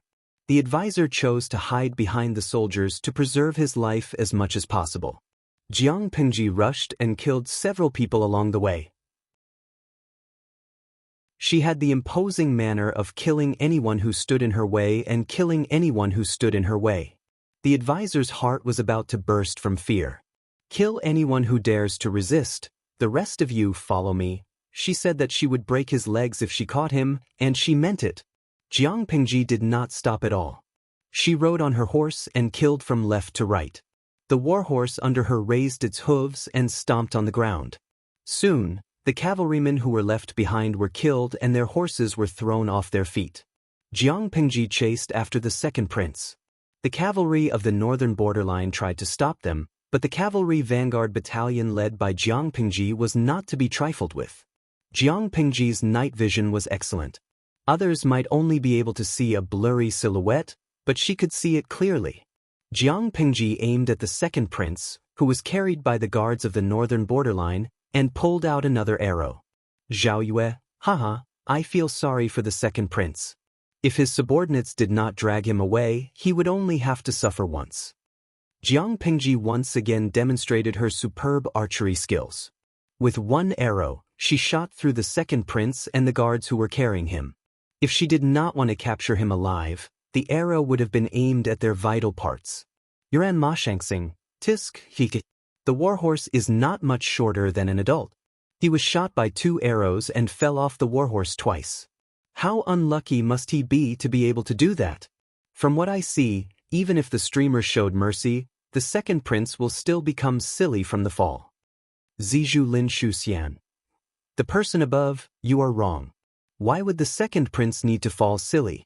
His IQ and brain are not that great, right? After falling, maybe he did not become silly. Instead, he became smarter. After all, he could not be any more silly. Su Shuewei, the streamer's archery skills are so amazing that I have no friends. Can you guys make it?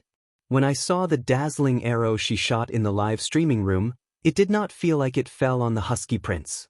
It clearly hit the baby's heart. his whole body. Li Wushuang, the husky prince, flips the table. Do you think I don't care about my reputation? When the audience in the live streaming room jokingly called the second prince of the northern borderline the husky prince, Jiang Pingji had already caught up with them. Needless to say, which mortal body could withstand the Zamadeo in her hand and her strange strength? People were cutting melons and vegetables, but she was cutting people like melons and vegetables. With one slash, not only the person, but also the horse that the person was riding was cut into two. After a quarter of an hour, Jiang Pingji spat out the blood that had accidentally flowed into her mouth.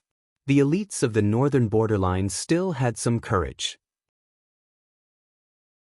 Half of them resisted stubbornly and were killed, while the other half gave up because their morale was greatly reduced. Jiang Pingji's chest rose and fell rapidly. She breathed rapidly and shouted angrily, "Tie them all up. How about the animals? How about them?" The subordinate obeyed the order.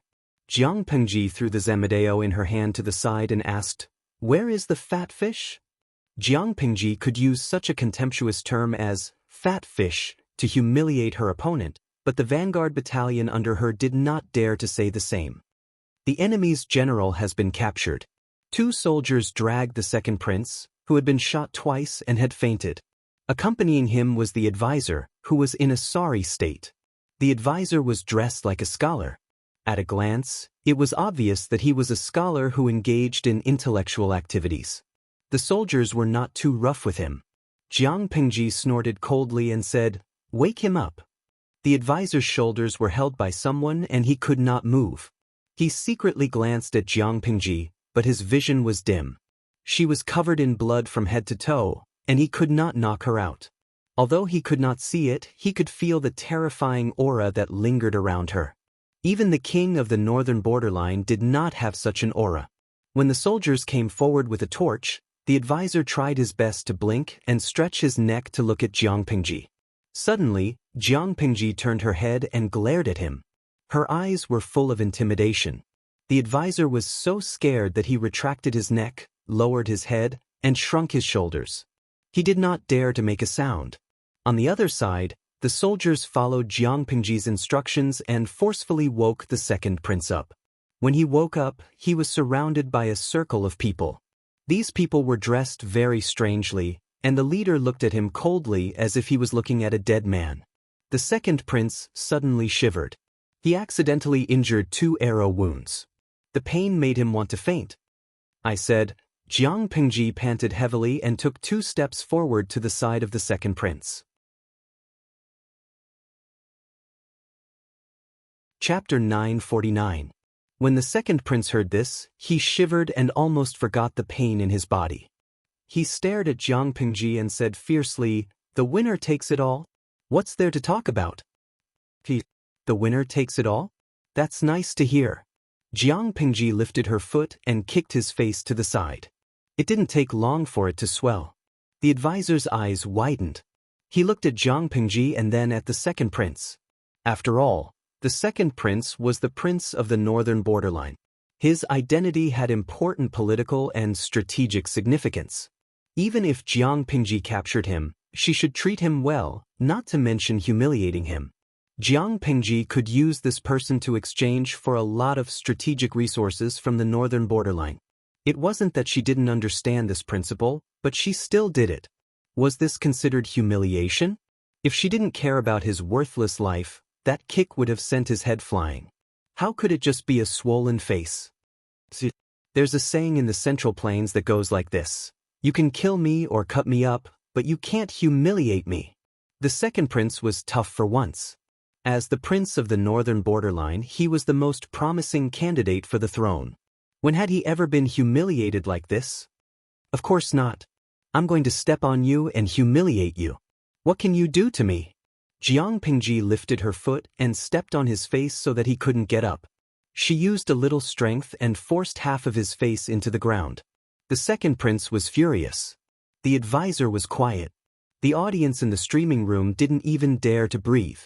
Through the screen, they could feel the anger in Jiang Pingji. It was like an active volcano that had been suppressed for a long time. Maybe in the next moment, the eruption of magma could bring about a scene of doomsday. The streamer had always been good-tempered. Why was she suddenly so violent? The audience was puzzled, but they believed that Jiang Pingji must have a reason for doing so. In fact, it was true. As mentioned earlier, Jiang Pingji had excellent night vision. With the help of the camera in the streaming room, the surrounding scene was as bright as day. In this way, she could clearly see the string of heads strung on the second prince's saddle. Sacrifices were inevitable in war. Jiang Pingji arranged for those people to guard the Chao Wu granary. She knew that the risk factor they faced was extremely high. It was very likely that they would all be wiped out. She had seen through life and death in her previous life. As long as it was a war, there would always be sacrifices. Even if it wasn't this person, it would be someone else, or even herself. The death of the soldiers could not trigger her anger, but she could not tolerate the act of humiliating the remains of the soldiers. I said, "I'll break your legs." I meant what I said. Half of the second prince's face hurt, and the pain affected his hearing, so he did not hear what the man had said. The advisor's scalp went numb as he listened. He watched helplessly as Jiang Pingji took 2 steps back and raised her foot to step on his knee. He exerted force with his right foot and crushed the ground with the tip of his toe. Jiang Pingji did not use much strength, but the second prince's knee made a bone-cracking sound. The second prince was in so much pain that his entire body was convulsing, and he screamed incessantly. His shrill screams made everyone present tense up, and they felt a chill run down their spines. After letting out a shrill scream, the second prince fainted with a pale face. Everyone who witnessed this shuddered in fear. However, there were also some thick-skinned audience members who ridiculed him. Kumo lemon juice, how is this breaking his legs? This is clearly breaking his kneecaps while he's still alive. Jiang Pingji released her foot and said to the person beside her, "Take him away. Send someone to take good care of his wounds. Don't let him die." The advisor heaved a long sigh of relief when he heard this. It seemed that Lu Shi was ruthless, but she was still rational. Little did he know that Jiang Pingji did not kill him on the spot because she wanted him to die more miserably. "My lord," Li Yun led a group of soldiers and horses to catch up. He was slightly injured, but his face was still rosy and he was in high spirits. "The person has been caught. Clean up the battlefield," Jiang Pingji said coldly. "Rest and reorganize. The army will set off tomorrow morning." Li Yun said, "This general obeys." I hope Sheng Tu's side does not disappoint. She was a little irritable. If Fu Wang failed to take down the 3 cities, or if the losses from taking down the 3 cities exceeded expectations, she would be furious. Li Yun said calmly, "My lord, please rest assured. General Fu will definitely bring you good news." No matter what, Fu Wang was once the #1 general under the Mengs. Taking down cities was not a problem. Oh, I hope so. If Fu Wang could not take down the 3 empty cities where most of his troops had been transferred, he would not live up to his reputation. The advisor had not been taken away yet. He faintly heard the conversation between Jiang Pingji and Li Yun. His heart skipped a beat. He suddenly remembered that the second prince had rushed over to steal the grain and transferred away most of the garrison. Without sufficient garrison, how could the 3 cities of Shangyu resist Lu Shi's well-prepared army? Lu Shi had taken down the 3 cities as easily as taking something out of his pocket. Thinking of this, the advisor regretted it so much that his intestines turned green. From the moment the second prince obtained the distribution map of the granaries to the current defeat, it was clearly a meticulous scheme by the other party. On the other hand, Fu Wang's performance did not disappoint his illustrious reputation. His fighting spirit was high. Within 2 days, he had taken down the 3 cities consecutively. He was invincible. Without spending much effort, he had taken back the 3 cities that the people of Dongqing had yearned for a long time.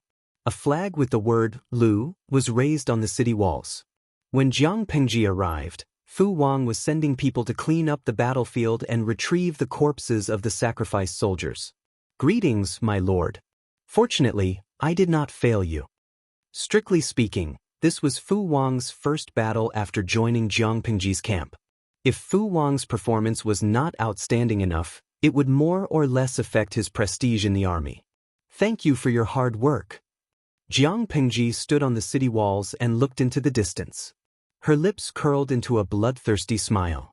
The 3 cities of Xianxia were located at the border between the northern borderline and Dongqing.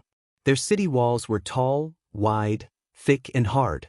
It was like a natural moat guarding the area. The 3 cities were built along the mountain range and relied on the natural barrier. Past this mountain range was the territory of the northern borderline. The northern borderline occupied the 3 cities.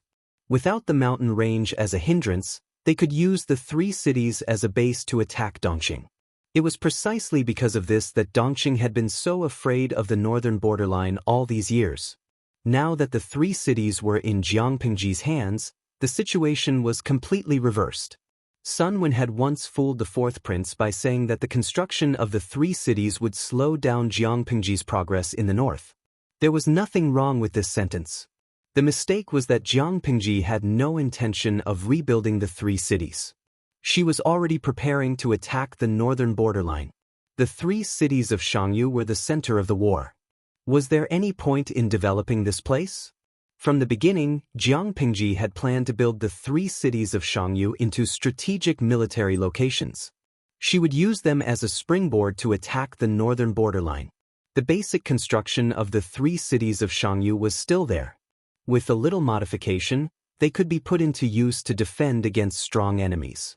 Jiang Pengji said to Fu Wang, "Increase the number of troops to guard the 3 cities." The border guards of the northern borderline should have reacted by now. However, even if they reacted, it would be too late. Chapter 950. The 2nd prince was afraid that others would find out about his plan to steal the grain and steal his credit, so he guarded against others like a thief. He volunteered to guard the 3 cities of Xianxia and found an excuse to dismiss the former garrison general. Because of this, the border guards of Northern Territory hadn't received any news about Fu Wang conquering the 3 cities of Xianxia. By the time they received the news, Jiang Pengji and Li Yun had already brought reinforcements to reinforce the 3 cities of Xianxia. Relying on the sturdiness of the city walls and a large number of defensive weapons, they defended the 3 cities with all their might. The soldiers of the northern borderline did not have enough logistical reserves. If the 2 sides confronted each other, the northern borderline would definitely give in and retreat. Jiang Pengji looked at the densely packed enemy troops below the city walls. Her ears were filled with their curses and vulgarities. "Your Highness, why don't you let me lead the troops to face the enemy and teach them a lesson?" "Ame, stay calm." Qiguan Rang glanced at his lord's cold face and tugged at Li Yun's armor in a low voice to prevent this fellow from acting on impulse. "Counselor, how can we endure this? These northern borderline barbarians are scolding." Li Yun swallowed the rest of his words, but his expression was still filled with rage. "The Lord has her own decisions. Do you think she likes to suffer losses?" Qiguan Rang advised in a low voice. "Why are the people outside cursing her so harshly? Isn't it just to provoke us into sending troops to meet the enemy? It won't do us any good to send troops now." As the 3 cities of Xianxia had just been conquered, most of the people living in these cities were people who were close to the northern region. If they take advantage of the time we are facing the enemy and secretly attack us from the inside, we might lose the 3 cities that we have plotted with great difficulty. Let them shout and curse. They won't be able to hold on for more than a few days and will withdraw on their own. Li Yun was no longer the youngster from before. Of course, he could see the battle situation clearly. However, listen to the content of the curses outside. Insulting them for being cowards was one thing. This kind of insignificant scolding was nothing. Flirting with their lord, making all kinds of dirty jokes and dirty words, and even bringing in the lord's maternal relatives. This was too despicable. If we allow them to continue insulting us, where will our lord's dignity be? Li Yun was so angry that his eyes widened. His knuckles turned white as he gripped his weapon tightly. Even the good-tempered little angel couldn't stand it anymore. The person these people from the northern borderline were insulting was their lord. Even if it was just verbal obscenities, if word got out, what would happen to the lord's reputation? Everyone understands this, But if the Lord doesn't say anything, what can we do? Qiguan Rang gripped the handle of his fan tightly. He looked calm and composed, but his anxious action of fanning revealed his true emotions. Qiguan Rang and the others were not the only ones who could not take it anymore. The viewers in the live streaming room were also anxious. They wanted nothing more than to rush into the screen and argue with the soldiers of the northern borderline. Holy sh*t, was their family's little princess someone anyone could insult? Believe it or not, they will use Hua Nation's language to scold these bastards of the Beijiang to death. When it came to the essence of scolding people, how could these uncivilized barbarians of the northern borderline be their opponents? Lao Ciji Lianmeng, streamer, they're cursing so harshly. It's not like you to continue tolerating it. What kind of anchors should they know? There was nothing to lose. They had to admit that they understood Jiang Pengji quite well. What's the rush? I'm the one being scolded, but I'm not worried at all. Jiang Pengji smiled and comforted Lian. Her mental fortitude was far stronger than everyone imagined. It was just verbal abuse, it was not enough to make her lose her mind. To deal with such despicable people, we can only use more despicable methods. But shrews scolding each other is bad for manners, we can't do that. She muttered to Fu Wang, who was standing silently by the side. Zhengtu, I have something for you to do. Fu Wang's heart skipped a beat. He moved forward to listen to Jiang Pengji's instructions and sighed with emotion. They were indeed despicable. After a quarter of an hour, the soldiers of the northern borderline scolded until their mouths were dry, but the guards on the city wall still did not move. The general of the northern borderline sneered and said sarcastically, "Is this Lu Xi a man or a woman? He doesn't even respond to our scolding?" The people of the northern borderline scolded Jiang Pengji the same way the shrews in the marketplace scolded the prostitutes. Any woman would have jumped off a building in anger after being scolded by thousands of people. Lu Xi was thick-skinned. Maybe he's enjoying it and thinks we're not doing enough. The deputy general had a meaningful look on his face. That's true. Continue scolding, don't stop. As soon as he finished speaking, a few people emerged from the quiet city wall. Hey, it's working. Don't stop, continue. This Lu Xi is really strange. He won't come out until we're scolding him. Ha! The soldiers of the northern borderline beside them also roared with laughter. But soon they could not laugh anymore. A few ladders extended from the battlements of the city wall, and a few men who had been stripped naked were tied up and hung out. When the wind blew, a few men floated in the air. Behind them, there were rows of northern borderline captives who had been stripped naked, shivering in fear. What the hell was Lu Xi doing? You're afraid now? Who asked these barbarians to be so despicable? We have no choice. Fu Wang used the handle of his spear to poke the waist of the second prince's advisor. His clothes were intact, but he was also tied up like a dumpling. He was in a sorry state. The advisor's eye bags were bruised, and his cracked and dry lips looked pale. He was like a bird frightened by the mere twang of a bough. When Fu Wang poked him, his legs went soft and he almost collapsed to the ground. Fu Wang raised his eyebrows and laughed disdainfully. You're smart if you don't want to be stripped and hung up. In order to survive, the advisor could only close his eyes in despair and shout at the bottom of the city wall at the top of his lungs. I'm the advisor of the second prince. You've seen the prince. Hurry up and save him.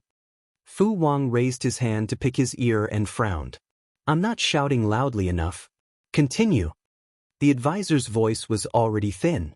Now that he forced himself to shout at the top of his lungs, his voice became hoarse after 2 shouts. Hearing that the person hanging on the city wall was the second prince of the northern borderline, the northern borderline soldiers below were in an uproar. What are you panicking about? Lu Xi is lying to you. Continue scolding. The general of the northern borderline shouted. The soldiers quickly calmed down and continued to curse. The sparse curses became louder again. Fu Wang, who was on the city wall, smiled as he knocked his bow and shot an arrow, breaking a hemp rope. The person hanging on the hemp rope screamed and fell down, turning into a pool of flesh. Hang him up, Fu Wang ordered coldly. The soldiers behind him tied up the naked northern borderline soldiers and hung them up the ladder that extended out of the wall back to the previous position. Witnessing this scene with their own eyes, the people who were hanging earlier were so scared that they urinated and urinated. Filth dripped down from the air. The louder the cursing, the more Fu Wang did not stop. More than a dozen hemp ropes were broken in succession. All the people hanging fell to their deaths without exception. No one knew who Fu Wang would kill next. The advisor of the second prince was so scared that he almost collapsed. The second prince, who was hanging in the center near the city wall, screamed and kicked his feet. His face was covered with snot and tears. Chapter 951. The general guarding the northern borderline knew the second prince. Seeing this, his face was as black as the bottom of a pot. The northern borderline was used to playing rogue, but they didn't expect Lu Shi, who was born in a noble family, to be even more shameless than them. Not only did they strip the captives naked and hang them on the city wall, but they also used them as shooting targets. If they were ordinary captives, it would be fine if a few died, but there was the second prince of the northern borderline among them. A prince of a country was stripped naked and hung on the city wall by the enemy? How shameful and humiliating was that? Our Lord said that you northern borderline men are so courageous. Why do you need to stand in front of the battle and bark? Why don't you just attack the city to your heart's content and save your comrades? If you don't have the guts to attack, shut up. Thanks to your second prince, we have at least 5,000 captives from the northern borderline here, if not 10,000. No matter how long you curse, we will hang some and throw some. The besieging northern borderline general was so angry that he vomited blood. They didn't know whether to curse or not. If they cursed, the second prince might be the next one to be smashed into meat paste. If they didn't curse, why would he stay under the city wall with thousands of elites? Watching a few naked guys in the sky poop, vomit, and pee all over the place? General, what should we do now? The deputy general asked the chief general timidly. It was awkward for thousands of them to stay there without doing anything. The chief general was furious. He wanted to whip the deputy general who didn't know what to do. You ask me? Who should I ask? General, why don't we try to attack the city? Lu Shi has only occupied the 3 cities of Xiangyu for 2 days. His foundation is not stable. It's a good time to attack the city. Besides, the troops in the city may not be full. Maybe they are deliberately mystifying and trying to deceive us? Another deputy general was more cultured and spoke in a genteel manner. The Central Plains has a strategy called the empty city strategy. Maybe Lu Shi is using this strategy to deceive us. Now that the second prince is in their hands, if the humiliation today is spread, the northern borderline royal family will lose face. They insulted Jiang Pingji. The content of their insults were all vulgar words. There was no evidence at all, and outsiders would not believe it. But it was true that the second prince was hung on the city wall and humiliated. Thousands of eyes were watching. Who would be more shameful if word of this got out? The deputy general added, General, if we retreat without any movement, I'm afraid it'll be hard to explain to the king. This sentence was the last straw that broke the camel's back, forcing the commander to make up his mind. Okay, attack the city. If the king of the northern borderline knew that he had retreated without even attacking the city, he was afraid that he would not be able to keep his life. Stuck in a dilemma, he could only try his best. But, attacking the city with cavalry? Jiang Pingji sneered, this is probably the funniest joke I've heard this year. The advantages of cavalry were obvious, but the disadvantages were equally obvious. These people had rushed here in a hurry and did not bring enough siege weapons. The ancient city walls were tall and wide, and the cavalry's mobility advantage was completely useless. They did not have enough siege weapons, and their horses were not heavenly horses with wings. How could they break through the city walls? Jiang Pingji was not the only one who was clear about this. The people from the northern borderline were even clearer about it. They pretended to attack for a while, then left behind thousands of corpses and retreated dejectedly. The second prince, who was hanging on the city wall, could not even pee. Jiang Pingji glanced at him and said coldly, They will come again tomorrow. Continue to hang these people, but remember not to kill them, especially the second prince. In the future, when we go to war with the northern borderline, I'm prepared to use his blood and head as a sacrifice. It'll be a pity if he dies." Fu Wang accepted the order. After Jiang Pingji left, Fu Wang sent someone to check the captives hanging on the ladder. The second prince was probably a cockroach. He had a strong vitality. He had 2 pierced wounds on his shoulders and broken kneecaps by Jiang Pingji, but such serious injuries did not kill him. He was still panting, his body trembling as he curled up. He looked very pitiful. The other captives did not have the courage to do so. A few of them were scared to death. Fu Wang waved his hand and ordered the soldiers to tie up the captives who were waiting in line and hang them up. Just as Qiguan Rang had predicted, the troops of the northern borderline did not have enough logistics. They could not keep up with the food supply, so they retreated after 2 days of siege. As they retreated, the news that the 3 cities of Xianxia had been reclaimed spread.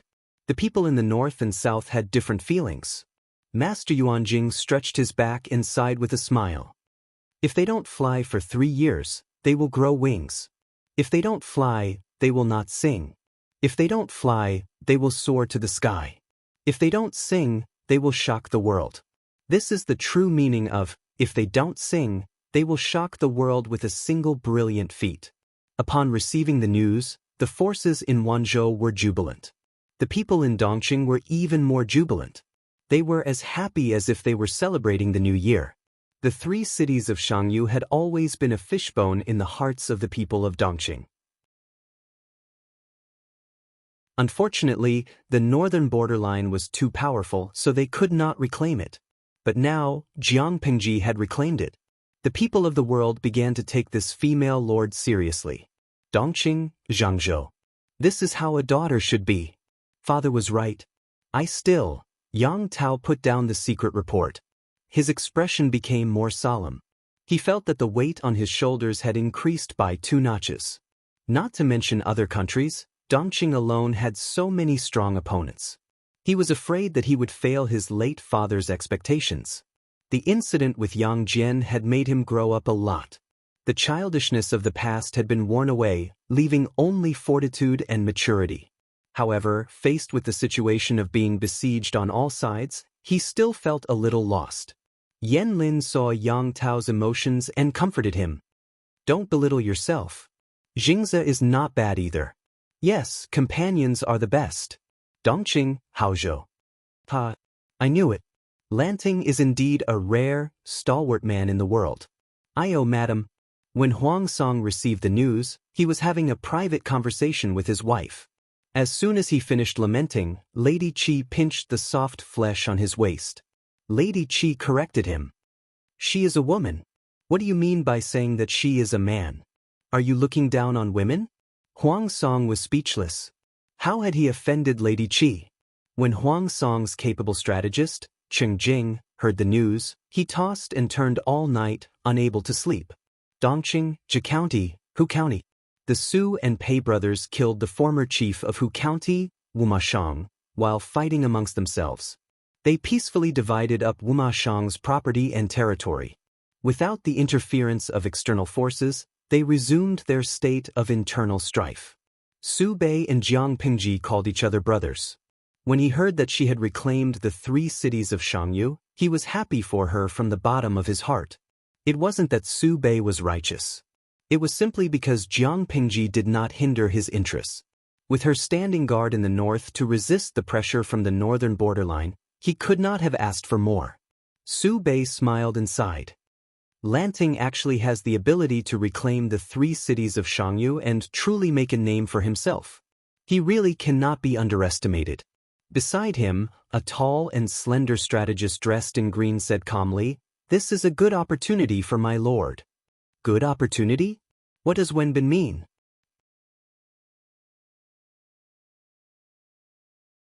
Chapter 952. Forming an alliance and borrowing power? Su Bei furrowed his brows in embarrassment. "I'm afraid it's going to be difficult. She's already 19. She's a little old." Han Yu was startled. He looked at his lord's face and asked silently, Where is your brain going? What does forming an alliance have to do with someone's age? In the end, she was his lord. No matter how stupid she was, she had to give him face and not let him make a fool of himself. It's okay, Han Yu said. Su Bei shook his head like a rattledrum. That won't do. My eldest son is only 10 years old. I can't bear to push him into the fire pit. Han Yu was expressionless, but in fact he was dumbfounded. Su Bei saw that Han Yu did not respond and thought that Han Yu was silently resisting. He said helplessly, Wenbin, you can't possibly make me your lord, go there personally. This won't do. Whether Lanting is willing to marry or not is another matter. Even if she is willing to marry, the first wife is still around and her subordinates are not willing. Since ancient times, the alliance had always used two methods. First, it was an exchange of benefits. Second, it was a marriage alliance. Most of the time, these two situations would complement each other and coexist. Although their relationship by marriage wasn't strong, it was better than not having this relationship to make him feel at ease. After Han Yu recovered from the shock, he calmed down and said helplessly, I'm afraid my lord has misunderstood. I didn't mean that. This time, it was Su Bei's turn to feel awkward. But as a lord, which one of them was not thick-skinned? He quickly regained his composure, coughed twice, and asked calmly, Wenbin, tell us quickly, don't keep us in suspense. Han Yu said, My lord has a good relationship with Lu Shi. Why don't you send someone to prepare a batch of provisions and send her a generous gift to congratulate her for taking down the 3 cities of Shangyu? My lord, you don't have to be afraid. You can directly describe the conflict between you and Second Master Su. After the beginning of spring, Lu Shi was bound to wage war with the northern borderline. One could imagine how much pressure he would be under. We can't support her troops, but we can allocate some rations to her. The territory under Su Bei's rule was one of the few fertile lands in Dongqing. The food was plentiful and there was no need to worry about food and drink. They were not short of food. Although Jiang Pengji had been farming for many years, the war consumed too much food. Once there was a shortage of food, they could only tighten their belts and fight. The gift was just an excuse. The real purpose was to hint to Jiang Pengji that the two families should form an alliance. She supported Su Bei, and Su Bei gave her rations. Both parties took what they needed. Not only that, but Su Bei could also gain a good reputation. Supporting Jiang Pengji was equivalent to contributing to the resistance against the foreign tribes. He didn't need to pay a single soldier. He only needed to contribute a bit of food and he would be able to benefit from it. Su Bei thought about it and nodded in agreement to Han Yu's suggestion. Since that's the case, let's do as Wenbin says. Su Bei was very annoyed with that cousin of his. Unfortunately, the other party was always opposing him. It was infuriating. In terms of seniority, no matter what, he was more qualified to be the successor of the Su family. However, that old undying grandfather of his doted on his youngest son and grandson, oppressing him, the eldest son of the first wife, in every way. Their battle was already out in the open, and Su Bei had nowhere to retreat. If he could borrow Lu Shi's power and influence to suppress Su Fei, Su Bei would be more than willing. Nanxing Nation, Jiangzhou. As the saying goes, nothing in this world is difficult for those who set their minds to it. And Chui's persistent pestering finally moved Lu Zheng's heart. The feeling of having a strategist and not having one was really different. When he didn't have a strategist, he had to rely on himself. His internal affairs were a mess, and he didn't have anyone to help him strategize. With the help of a strategist, the organization was reinvigorated, and everything was arranged properly. Lu Zheng was deeply moved by An Chui and came out of seclusion to assist him. In the first battle, he helped An Chui conquer half of Jiangzhou, stabilizing his foundation. Now that more than a year had passed, Lu Zheng had successfully won over the hearts of An Chui's subordinates and stabilized his position as the #1 strategist. It was a little embarrassing to say it, but there were no decent strategists under An Chui's command, except for Lu Zheng himself. Teacher, are you still not asleep? The boy servant lit the lamp and added oil to it, making it easier for Lu Zheng to read. Today's matter ends today. It's hard for me to sleep if I haven't finished it. Lu Zheng was dressed in plain pajamas with a large cloak draped over his shoulders. Half of his face flickered in the orange candlelight. The boy servant sighed. If he had known that Chui would be so tired, he wouldn't have persuaded his teacher to help Chui. "What are you reading, teacher?"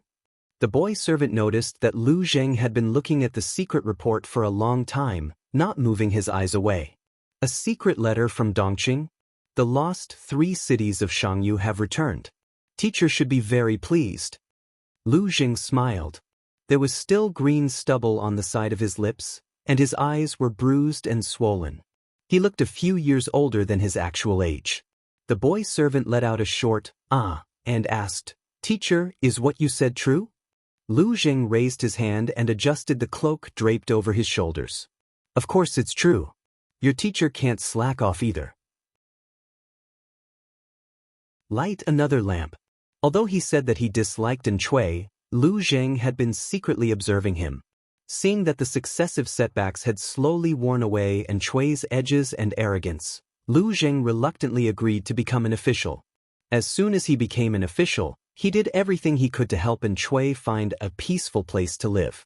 Half of Jiangzhou. Next, it was time to move steadily and further expand his power. Chui was good in every aspect, except for one thing that gave him a headache. His power was still too weak, and his personnel structure was seriously biased.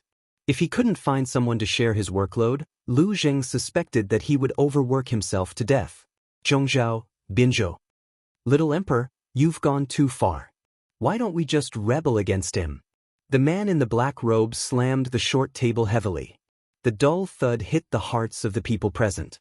Ever since the death of the former Empress Du, the emperor had become more and more obsessed with women. He had no interest in court affairs, even allowing relatives and eunuchs to kill loyal subjects. The aristocratic families watched coldly from the sidelines. At first, those involved were mostly commoner families and had little to do with their interests. Who knew that after 2 or 3 years, the eunuchs and relatives had become so powerful that they could shake the country? The 2 great powers worked together to deal with the aristocratic families, and even plotted several court coups in an attempt to seize power from them. The Nie family of Bianzhou could be considered a first-rate aristocratic family in Zhongzhou. They had a long history and were naturally the first to bear the brunt. Their political enemies were closing in, but they couldn't keep retreating. What's there to rebel about? This isn't as simple as eating and drinking. There are many implications. We can't act recklessly.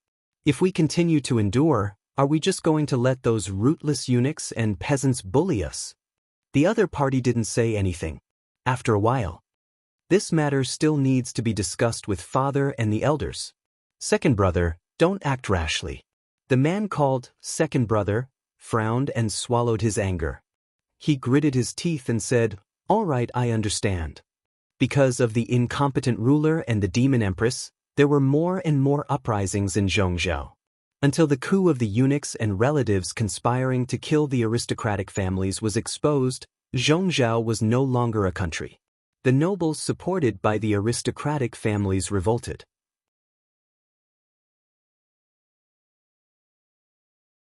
Chapter 953.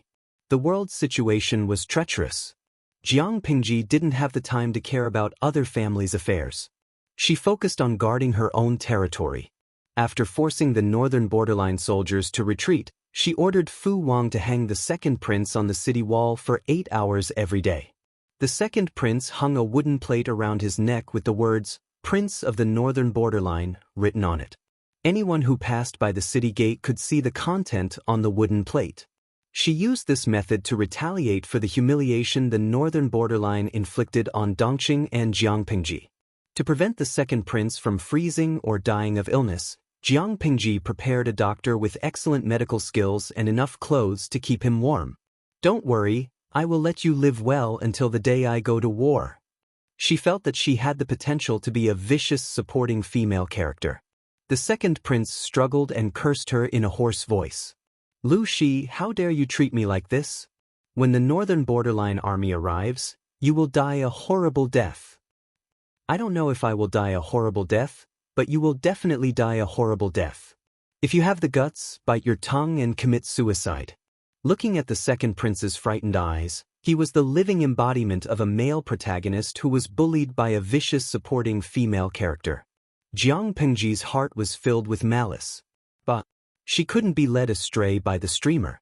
For some reason, the streamer liked to pair up the scholars and generals under Jiang Pengji. He even wrote a lot of flirtatious jokes. She was bored and watched to kill time. The more she watched, the worse it got. She felt like she was poisoned. Every time she saw Fu Wang, Li Yun, Qiguan Rang, or Feng Zhen come closer, the jokes from the audience automatically appeared in her mind. The adults didn't escape.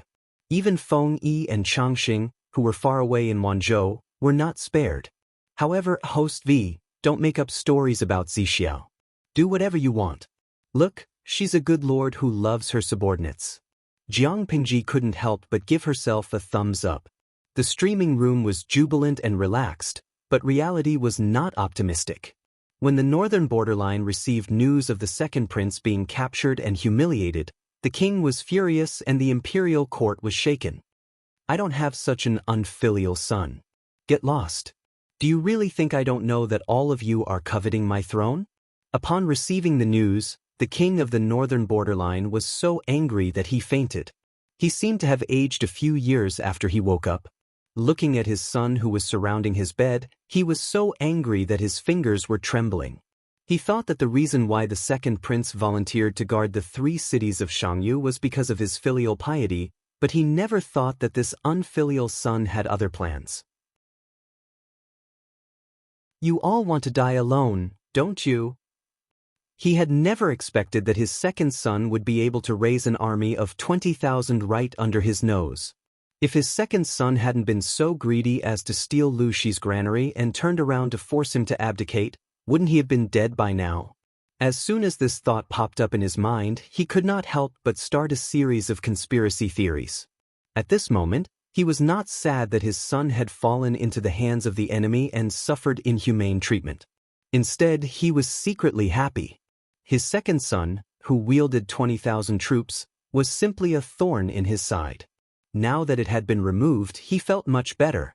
The king of the northern borderline took the opportunity to harshly beat his remaining 8 sons. After a few violent bouts of illness, his body was on the verge of collapse. The second prince's actions this time crossed the line. The king of the northern borderline was terrified and guarded against his sons as if they were thieves. Royal father, I don't dare. Please don't be angry and take care of yourself. The princes fought to be the first to express their opinions, their faces full of fear. Their acting skills were superb. It would be a waste if they were not given an Oscar. Faced with the king of the northern borderline's harsh words, it did not matter what the other princes thought, but they had to put on the appearance of filial piety. The fourth prince was scolded harshly, but he was secretly overjoyed. It was all because of him that the second prince had fallen to such a state.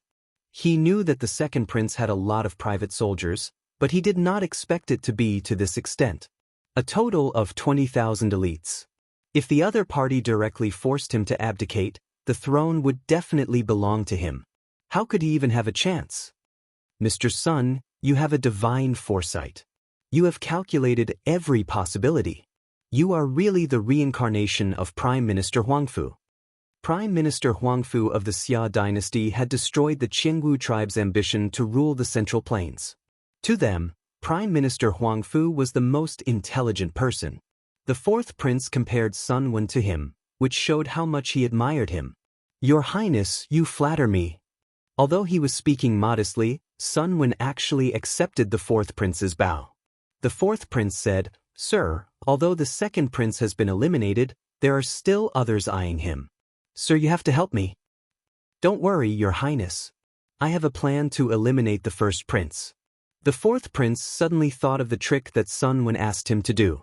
He asked the first prince's men to kill the second prince's patrolling soldiers, which led to the second prince's radical attack on the granary. If they were to frame him, Sir, you mean, Sun Wen said with a smile, although they are the second prince's private soldiers, they are still the elites of the northern borderline. Now, they have been swallowed by Lu Shi without saying a word. Not only did it damage the northern borderline's reputation, but it also greatly damaged the morale of the northern borderline and weakened their armed forces. When the king's anger subsides, he will be distressed by the loss of 20,000. Your Highness, why don't you choose a good time to mention this matter? If the king knew that the first prince is an insider and has been secretly harming the other princes, I don't know how sad and disappointed he would be. The fourth prince's heart skipped a beat and a fierce look flashed across his eyes. Sir, you are right. Without the second prince, there was still the first prince of noble birth. As long as the first prince was eliminated, it would be much easier to deal with the other brothers. Under Sun Wen's instigation, the princes of the northern borderline fought fiercely. A month later, the king of the northern borderline fainted from anger again. The first prince was stunned by the flying pot. Even if he opened his mouth wide, he could not defend himself. The king of the northern borderline was already on guard against his sons. He simply took the opportunity to cripple his eldest son. In just 2 months, his eldest son was crippled, and his second son was crippled by Jiang Pingji. Before he could catch his breath, he appointed Wu Liba, the wise man of the northern borderline, as an envoy to Dongqing. It seemed like he wanted an explanation, but in fact, it was for an alliance and reconciliation. The current northern borderline could not withstand a large-scale war. He had to think of a way to scare Jiang Pingji so that she would not dare to send troops to the northern borderline. As long as these 2 years passed and the northern borderline recovered a little, he could find Jiang Pingji to settle this blood debt.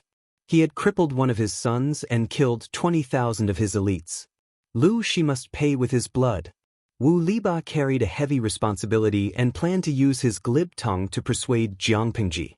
Oh, a gift from the magistrate of Liuzhou? In order to regain the trust of the king of the northern borderline, Wu Liba took the initiative to undertake the heavy responsibility of being an envoy. Along the way, he made various assumptions and countermeasures.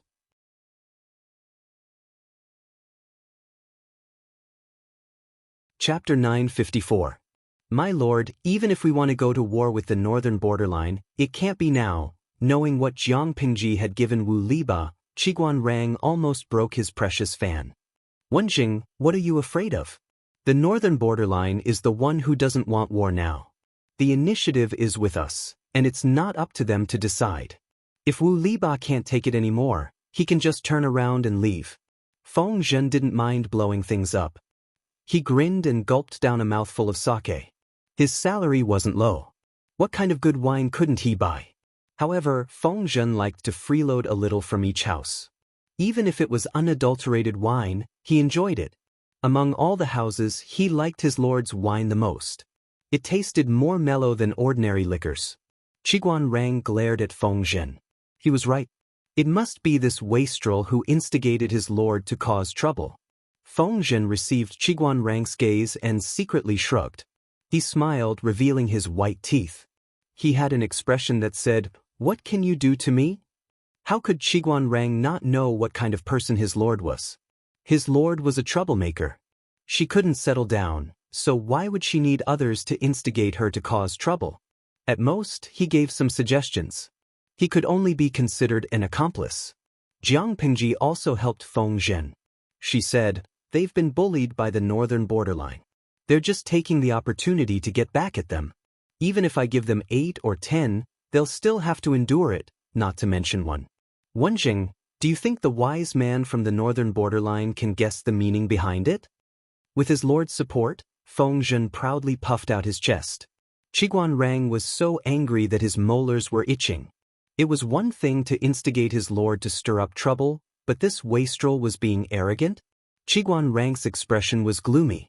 The audience laughed and made up stories about the two of them. Jiang Pingji was overjoyed. She secretly laughed until her stomach hurt. On the other side, Wu Liba couldn't laugh anymore. A gift from the governor of Liuzhou? When Wu Liba heard the news, he changed his mind. He was sure that Jiang Pingji had admitted defeat. She was using a gift to express her kindness. Wu Liba didn't show it on his face, but he smiled in his heart. He said, "Quickly, present the gift." The gift was placed in a delicately shaped wooden box. There were exquisite and beautiful patterns around the box. It looked like a work of art. Seeing this, Wu Liba felt even more assured. He personally opened the box, and as soon as he lifted it a little, he smelled the stench of blood and decay. Wu Liba's expression changed. When he opened the lid and saw what was inside, his face turned ashen. Inside the mirror box was a set of exquisite glass headgear and a transparent bowl. Inside the bowl was a piece of rotten meat covered in coagulated blood. If it was a few years ago, such a set of glass headwear could be sold at the high price of hundreds of thousands of strings of coins in the northern borderline. Now, it was so widespread and cheap that one set was not enough. With Wu Liba's knowledge, the piece of meat in the transparent bowl was clearly a human tongue. Wu Liba was praised as the sage of the northern borderline. Naturally, there was nothing to criticize about his intelligence. In an instant, he understood the meaning of the brocade box. Glass headwear? Everyone in the northern borderline knew that Wu Liba's wife was the young mistress of the northern borderline trading company. She loved to chase after luxury goods. A few years ago, when the colored glass of the heavenly palace appeared out of nowhere, Wu Liba's wife bought more than 10 sets. This act was talked about by the rich ladies of the northern borderline. Everyone thought that the colored glass of the heavenly palace was really expensive, but they didn't know that it was a scam. The Northern Borderline Trading Company Alliance and the rich ladies of the Northern Borderline were cheated of more than 20 million strings of coins by Gu Exin. Among them, Wu Liba's wife's family was the leader of the trading company. Because of this, they were unable to recover. Wu Liba lost the support of the Yu family, and his position in the Northern Borderline was greatly affected. Even Wu Liba's political enemy, Harun Shah, often used this to mock him. The dignified sage of the northern borderline was schemed against by a businessman. Wouldn't he laugh his head off? Therefore, the colored glass of the heavenly palace had always been an indescribable pain in Wu Liba's heart. He hated to see this deceitful thing. As for the tongue, if a person's tongue was cut off, they couldn't speak. Wu Liba's visit to Dongqing was just to talk. Now, he was hinting to him not to talk. Wasn't this a slap in the face? Of course, this was not the end. Lu Shi, I will return the humiliation you have suffered today double in the future, Wu Liba said with a serious expression. He waved his hand. Take it out and throw it away. Wu Liba suppressed his anger. Just as he was about to calm the raging flames in his heart, he suddenly saw something else in the brocade box from the corner of his eye. Wait, come back. He used his fingers to pick up the piece of paper that was pressed under the tongue and carefully unfolded it. After reading it, his anger surged and his vision flickered. I think your prince era is too noisy, so I specially sent it back. This tongue actually belonged to the second prince. Wu Liba didn't have the time to care about the title, Prince Era. He only wanted to know who the owner of this tongue was. How dare you humiliate us like this? Wu Liba was so angry that his blood pressure soared. His cheeks were flushed red, then suddenly turned purple. Fortunately, Wu Liba's psychological endurance was strong. His vision flickered for a while and he actually recovered. Guards, Wu Liba panted heavily. His eyes were terrifyingly bloodshot. According to my orders, send someone to prepare a generous gift and send it back to Magistrate Lu. This fulfills the Central Plains custom of courtesy demands reciprocity. If it wasn't for the bigger picture, Wu Liba also wanted to use disgusting methods to discuss Jiangpingji. However, as Feng Zhen had said, the main battle power was in Jiangpingji's hands. The northern borderline had to serve them well. It wasn't that the northern borderline couldn't afford to fight, but the price of starting a war now was too high. Jiangpingji received the generous gift from Wu Liba. She smiled and squinted her eyes. She liked it when her enemies couldn't do anything to her. In the end, they still had to flatter her, indulge her, and tolerate her. Lao Siji Lianmeng, sigh. The northern borderline is so unlucky. Why did they have to meet the streamer? Gui Kai Guo Fengxiu. If this was in a novel, the streamer would definitely be the top villain boss? Pia Piuyang. That's really hopeless. How big does the halo of the main character have to be? How strong does the immortal body have to be to defeat the Demon King? Ilan Yugu, the halo? It has to be at least 100 million in diameter, right? Poor Wu Liba. He doesn't have the halo of the main character, but he has taken on the task of defeating the Demon King. He's definitely going to be tortured. General Wu Liba, how have you been all these years since we parted ways in Shangjing? Jiang Pingji and Wu Liba had met once. At that time, he was high-spirited and arrogant. He forced Jiang Pingji to swallow the resentment in her heart. Now, the situation was reversed. She, who was dressed in white, had become a vassal who ruled over a region. The domineering and arrogant Wu Liba had to respect her mood and carefully flatter her. Indeed, the wheel of fortune had turned. A trace of astonishment flashed in Wu Liba's eyes. He was shocked by Jiang Pingji's familiarity and even more surprised by her kindness. He had met Lu Shi before? Wu Liba couldn't remember the trivial matter from that time.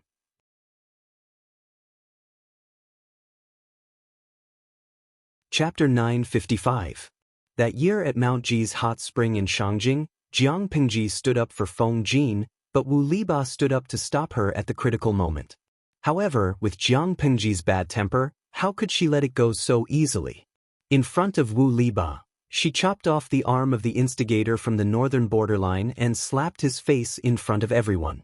Wu Liba might still remember the incident, but how could he remember that the arrogant youth was the current Jiang Pingji? He carefully considered Jiang Pingji's words and chose a vague answer. I've been living well these past few years.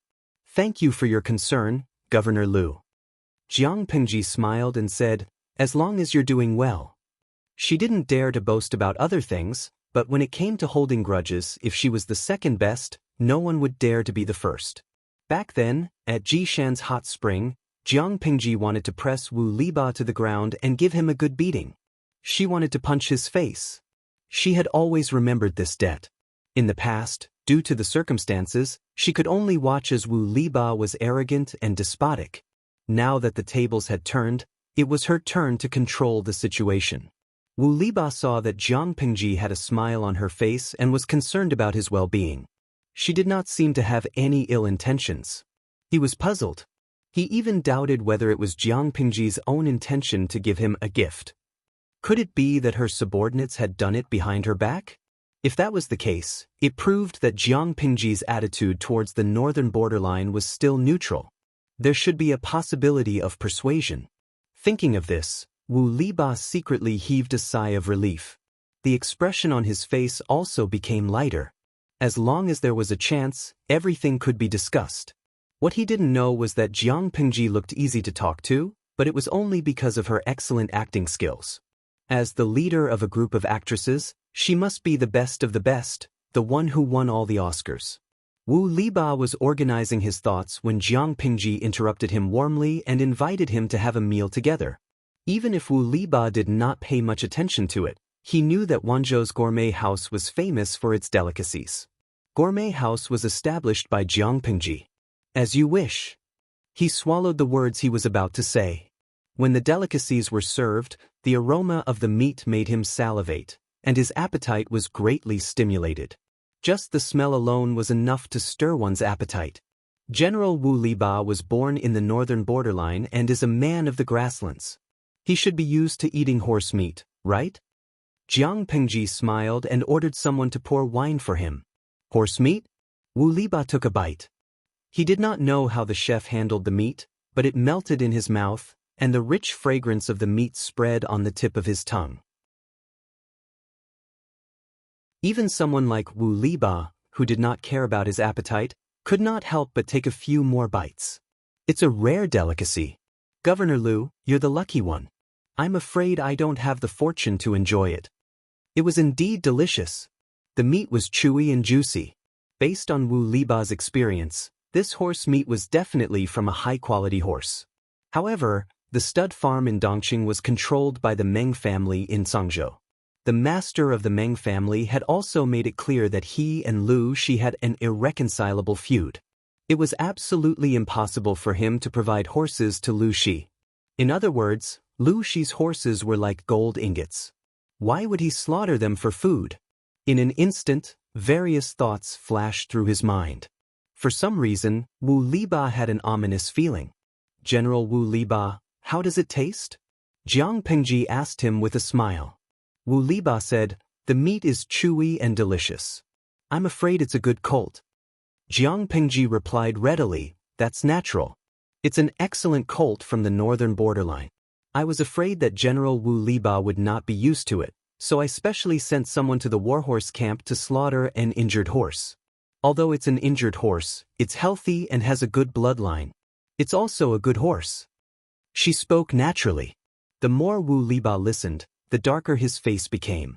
The fragrance of the meat in his mouth seemed to have become poisonous, making it hard for him to swallow. The warhorse was brought by the second prince. Lu Shi purposely slaughtered a good colt from the northern borderline to entertain him. His evil intentions were clear. A stern look flashed in Wu Liba's eyes, but it quickly disappeared. Jiang Pengji asked, "Why aren't you eating?" He replied, "I'm old and my teeth are loose. I'm afraid I can't eat much. I'm afraid I'll have to disappoint Governor Lu's good intentions." Wu Liba put the food aside and sat upright. "I heard that my master's second son offended Governor Lu?" Jiang Pengji continued to smile. "Didn't you see General Wu Liba when he entered the city?" Wu Liba was surprised. He did not know what she meant. Jiang Pengji continued, "I forgot. With my memory, I'm always forgetful. In order to welcome General Wu Liba, I thought about it day and night, but I couldn't find a good gift. Considering that Prince Era missed his hometown, I allowed a part of his body to return. However, his injuries were severe. If his limbs were broken, he wouldn't live long, so I could only cut off his tongue. Prince Era's tongue was twisted a while ago. He's still recuperating, so I didn't hang him on the city wall to dry these few days." The second prince worked 8 hours a day. It was quite tiring.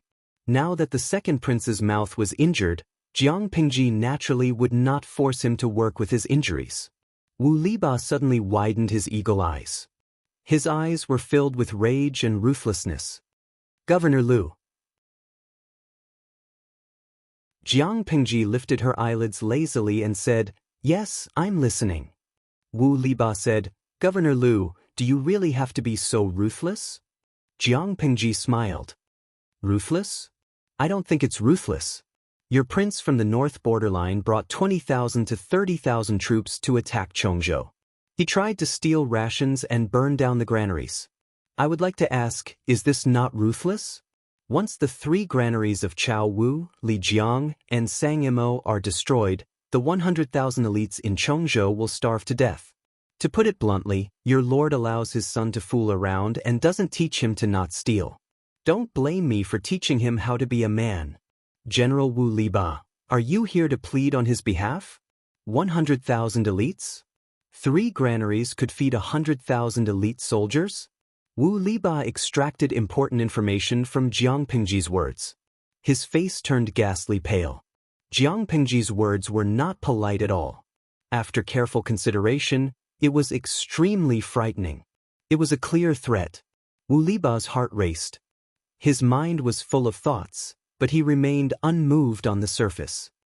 "Governor Lu, you've misunderstood. When my lord learned of this, he was furious. The second prince privately recruited 20,000 troops and was suspected of having disloyal intentions. Speaking of which, Governor Lu's action helped my lord to clean up his mess and at the same time, prevented more conflicts." Wu Liba said calmly, "The north borderline and Dongqing are in-laws. The 2 countries coexist peacefully. The second prince tried to incite a war between the 2 countries. It was a move that hurt his heart. It is the second prince's good fortune that Governor Lu taught him a lesson. My lord sent me here, firstly to explain, and secondly for the people at the border. I didn't expect General Wu Liba to be such a righteous person." Wu Liba saw Jiang Pengji admit it shamelessly. He almost vomited blood.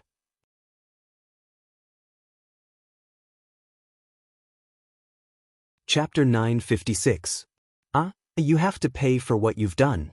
It hurts to slap yourself in the face. Today's single chapter was to explain what the author had posted 2 days ago. Of course, it had already been deleted to avoid causing a greater impact. Previously, Shitake had seen in the author's group chat that Bao Zi had plagiarized an idea starting with a W, and that it even involved an old history from several years ago. As for what old history it was, Shitake did not want to talk about it, for fear that it would only make things more troublesome. What he wanted to say was that it was Shergu's fault for not seeking confirmation from the other party, Bao. Without seeing concrete evidence, she decided on the matter on her own. Of course, it was also because they didn't clear up the past. Shitake's inherent impression of Bao was in a negative state, and her preconceived judgment was wrong. On Monday, the editor knocked on the mushroom. Only then did he realize what a stupid thing he had done. According to the editor, a screenshot of an insignificant author like me having something to say is even more popular than the two parties involved arguing. I'm scared to death. Therefore, Bao found Shitake and took out a screenshot of the evidence. The content of the screenshot was hard to say, for fear of charging money for taking up too much space. With Shitake's 250 IQ, he could prove Bao's innocence. His conclusion was that Shitake had been too impulsive and made a mistake. His body moved faster than his brain. Now, he was sincerely apologizing for the content that the author had something to say, hoping to redeem the damage that his previous words had done to Bao. Also, the waters in your circle are too deep. In the future, I will just be an onlooker. At the very least, I will think before doing anything. Smiley face, angle, Xiangu had originally intended to limit it to 400 words, but she didn't expect that the VIP would require at least 1,000 words. This put Xiangu in a difficult position. I'm afraid that not many readers will be able to read it if it's a public chapter. It won't make much of a difference if it's a standalone chapter. It's better to publish it in the VIP section so that more readers can read it. However, if he wrote 1,000 words and sent it out, he would feel like he was trying to scam people. Thus, he decided to make a small sum of money as compensation. Foreign, Zixiao, look at me, a familiar voice drifted into his ears, making him itch as if a feather was gently tickling his heart. Wei Ci struggled to open his eyes. The glaring sunlight made him frown uncomfortably. Before he could see his surroundings clearly, his cheeks felt moist. "Ha, are you still awake?" Changxing helped him wash his face. Wei Ci subconsciously raised his hand and touched his face. It was covered in sticky saliva. Before he could react, a fair and round face appeared in front of him. Changxing, who was more than 8 months old, could already babble. She held Wei Ci's face with both hands, opened her mouth and bit the tip of his nose. Wei Ci could not help but laugh. He raised his arms and hugged Changxing. His fair fingertips pointed at her little nose. "Your nose is dirty. If you're hungry, look for the wet nurse." Changxing chuckled and stretched out her 2 snow-white arms towards Wei Ci restlessly. "Sigh.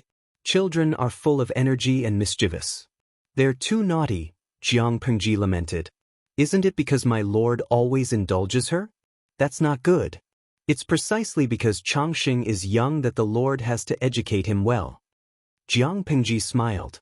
"Although I like children, I don't like to teach them."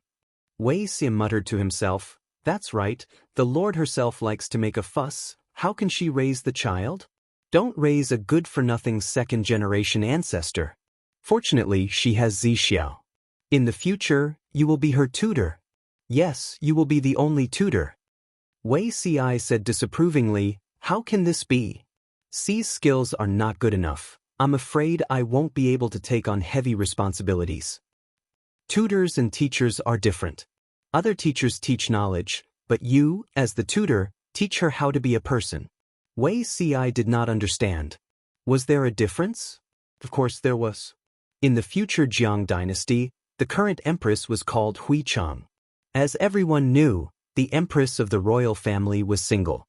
As the times developed, the people and the royal family, who were far away from the center of power and content with being a mascot, were constantly getting closer. As they got closer, there was more gossip. The people were very curious about one thing. The reporter asked, "It said that the women of the royal family will get pregnant if they have feelings. Is this true?" Huichang said, "Reap what you sow?" "No, it's fake." The reporter asked, "So, in fact, there really are royal husbands?" Huichang said, "The title of royal husband is really. You must have read a lot of romance novels. Although there are no royal husbands in the royal family, There has always been a profession that has been passed down from generation to generation. Every emperor has a royal husband. The reporter asked, "What?" Hui Chang said, "Tutor of the crown princess." The people were shocked.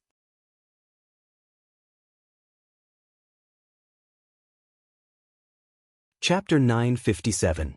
Wu Liba said calmly, "Ever since I ascended the throne, I have been restless. After many years of hard work, the people of the northern borderline were able to live a prosperous life.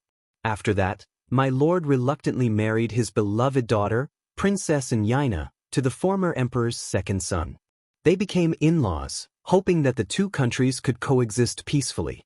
All these actions are just to appease the old grudges between the two countries, so that the people of the two countries can live in peace." Jiang Pingji raised her eyebrows slightly. She looked at Wu Liba with a spurious smile. Taking words out of context and distorting the truth were vividly displayed by the other party. In Wu Liba's mouth, the ambitious king of the northern borderline was not only a wise and brilliant ruler, but also an ambassador of peace. Wu Liba did not even have the slightest idea what kind of person his king was. "You're really good at distorting the truth. Don't you want any face at all?" Jiang Pingji did not speak, so Wu Liba continued, "My lord heard that the second prince used automatic troops and offended the borders of Chongzhou. He was worried day and night and could not sleep well. If war broke out, not only would the people of the northern borderline suffer, the people of Chongzhou would also have to leave their homes and become homeless. My lord thought of this matter and took pity on the suffering of the common people of the two places. He specially sent an envoy, hoping to clear up the misunderstanding and restore friendship." Wu Liba spoke in a righteous and awe-inspiring manner. The viewers in the live streaming room were so angry that they wanted to explode on the spot. Heng Yu, other things aside, Wu Liba's shamelessness is on par with our streamer. Meng Pang Bao Bao, Bullsh *T. My streamer is shameless, that's called cunning and wise. Wu Liba is shameless, that's really shameless. Huang Shao Yao's Wiguren, what a typical liar. Doesn't this old man's conscience hurt? Didn't he know how the people in the 3 cities of Shangyu had been living over the past few years? Didn't the streamer say that because the 3 cities of Shangyu are located at the border of the two countries, their trade is good and they are one of the few prosperous cities in Chongzhou? Ever since it was robbed by those bastards from the northern borderline, he couldn't see what it had become.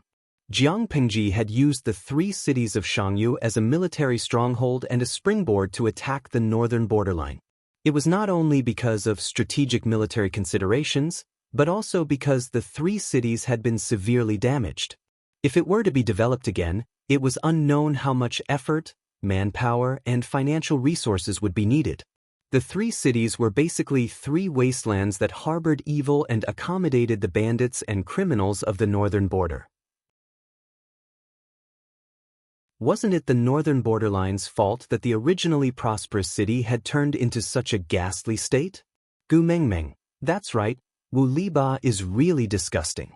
Let me make an analogy. It's as ironic as the Japanese who massacred the Chinese people during the war holding the World Peace Prize trophy. Anyone had the right to say that, but not Wu Liba, the barbarian from the northern borderline. Jiao Ting, who asked Wu Liba to be the envoy sent by the northern borderline. Of course, he had to put gold on his face. Could it be that he had to tell the truth and admit that the king of the northern borderline was a bloodthirsty and warlike butcher? It was like a Japanese saying that he was a Japanese. It was impossible. Jiang Pingji raised her eyelids lazily and sneered. Become friends again? That's right. I hope that Lu Prefecture Magistrate will refrain from fighting for the sake of the people of the two regions. Wu Liba tried to appeal to his emotions. Wu Liba had learned from the Han culture of the Central Plains and liked to use peaceful means before resorting to force. It would be best if he could make Jiang Pingji agree to form an alliance by using her feelings. If the other party refused a toast only to be forced to drink a forfeit and refused to agree, Wu Liba had other ways to deal with it. Jiang Pingji laughed involuntarily. What if I'm not willing?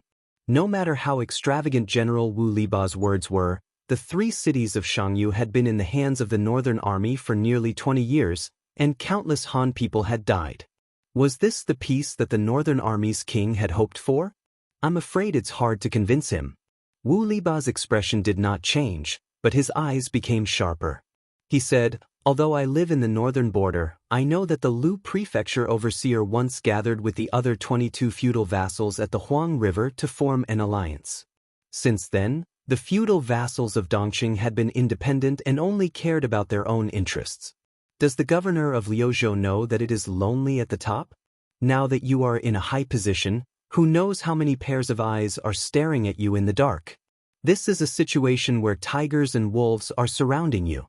If you let your emotions get the better of you and start a war between the two sides, no matter if Lu Prefecture's magistrate wins or loses, his vitality will be greatly damaged. When the sandpiper and the clam fight, the one who benefits in the end is the fisherman.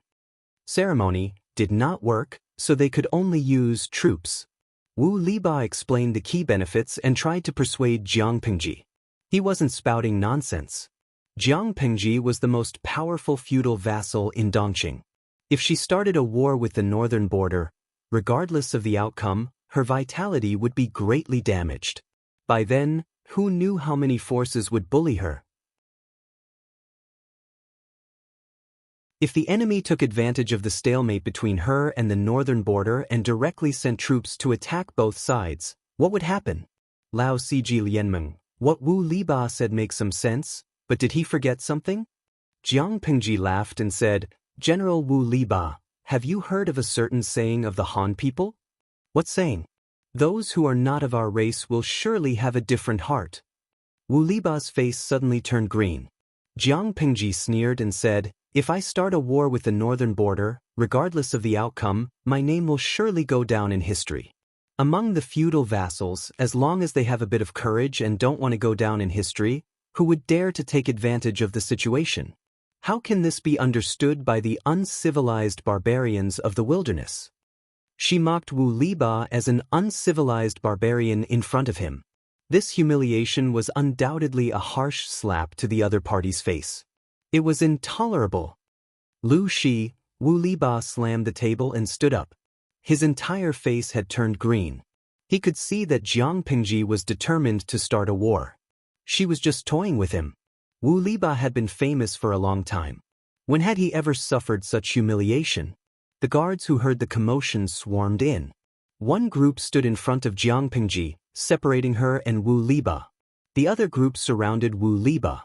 Jiang Pingji said, I can hear you. You don't have to be so loud. I forgot to mention that we don't have the habit of not killing envoys in a war between two armies. General Wu Liba, please take it easy. If you really provoke me, you won't be able to return alive. After finishing her words, Jiang Pingji sneered and left. Wu Liba's mood had gone through ups and downs. He seemed to have aged a lot. Of course, Jiang Pingji didn't kill him. Instead, she packed him and the people he brought with him and threw them out. I'm afraid the war at the beginning of spring is unavoidable. But is there anything in this world that you, Feng Longzi, are afraid of? Feng Zhen laughed. The time, place, and people are all present. Of course I'm not afraid. On the contrary, if I miss this opportunity, I'm afraid I'll become a sinner for all eternity. The Central Plains was divided. The foreign tribes were becoming more and more of a threat to the Han family.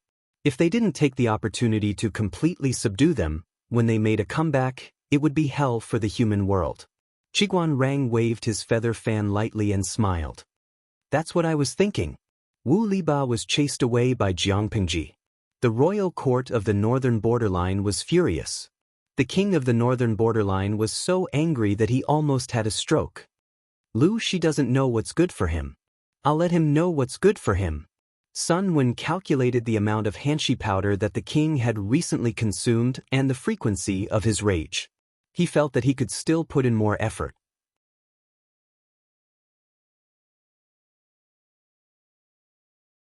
Chapter 958. With the help of the fourth prince, Sun Wen successfully tricked the second prince and crippled the first prince. After that, he set his sights on the sixth prince. The fourth prince frowned. The sixth prince's mother is of noble status and his maternal family is powerful. Why did he choose to deal with him first? Sun Wen said with a smile, forgive me for being disrespectful, But the king has been showing signs of aging recently. His anger has caused his health to deteriorate. If anything were to happen to him, the sixth prince could use the power of his mother's clan to ascend the throne. If that's the case, wouldn't all of our schemes end up benefiting him instead? Apart from the sixth prince, the rest of the prince's forces were uneven. Only the fourth prince had a chance to fight. When the fourth prince heard Sun Wen speak of the king of the northern borderline in such a manner, he felt slightly uncomfortable. However, his inner ambition and thirst for power overwhelmed his father-son bond, allowing him to successfully ignore this little discomfort. The fourth prince bowed deeply and asked sincerely, "Please teach me." Sun Wen stroked his beard and smiled. "Your Highness, come closer." The two of them whispered to each other and discussed for a while. The fourth prince's eyes became brighter and brighter. A few days later, Sun Wen once again used a series of tricks. Not only did he trick the sixth prince, but he also made the king of the northern borderline fall ill from anger. "Father, I really didn't.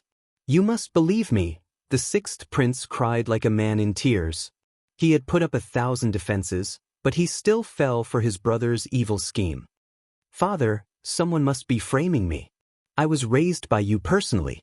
How could I do such a disgraceful thing?" The sixth prince knelt on the ground and cried. In the end, all he got was a sentence filled with endless anger. "Get lost." Not only did the king of the northern borderline not calm down, he was so angry that he wanted to kill his son. There was no other reason. This son actually took advantage of the time when he was sick and bedridden to hug his beloved beauty and clap for love on the ground. Listening to the conversation between the adulterous couple, he was so angry that he was about to ascend to heaven. It was popular in the northern borderline to transfer marriage. It referred to the marriage of a woman to her husband's brother, uncle, nephew, or the son of her husband with another woman after the death of her husband. If the king of the northern borderline died, his son would have the right to inherit his wives and concubines. But now he was not dead yet. His son and his stepmother were clapping for love, and they were still oblivious in front of his sickbed. The king of the northern borderline was so angry that his condition worsened and he showed symptoms of temporary paralysis. The sixth prince, who had been caught, cried and wept, but he still could not stop the king of the northern borderline's killing intent. In order to survive, the sixth prince could only escape from the imperial court with the help of his mother's clan. He fled back to his fief and recruited soldiers. After a while, the sixth prince's attendant committed suicide and revealed that the sixth prince had been framed. After a series of messy investigations, the seventh and eighth princes turned out to be the masterminds. The king of the northern borderline could no longer be angry. He only felt his heart turn cold. The seventh and eighth princes cursed him with offerings, and he magnanimously forgave them. He had never imagined that his two sons were far more heartless and cruel than he had imagined. They had actually schemed against his other brothers in secret. Did they think that the throne would fall into their hands just because their brothers died? The seventh prince was close to the northern borderline's business. He had money and connections. The eighth prince was good at dancing and had a glib tongue. He got along well with many nobles in the northern borderline. Come to think of it, there were indeed many people who said that the eighth prince was very capable. It was really scary to think about it. The seventh and eighth princes received the news that very night.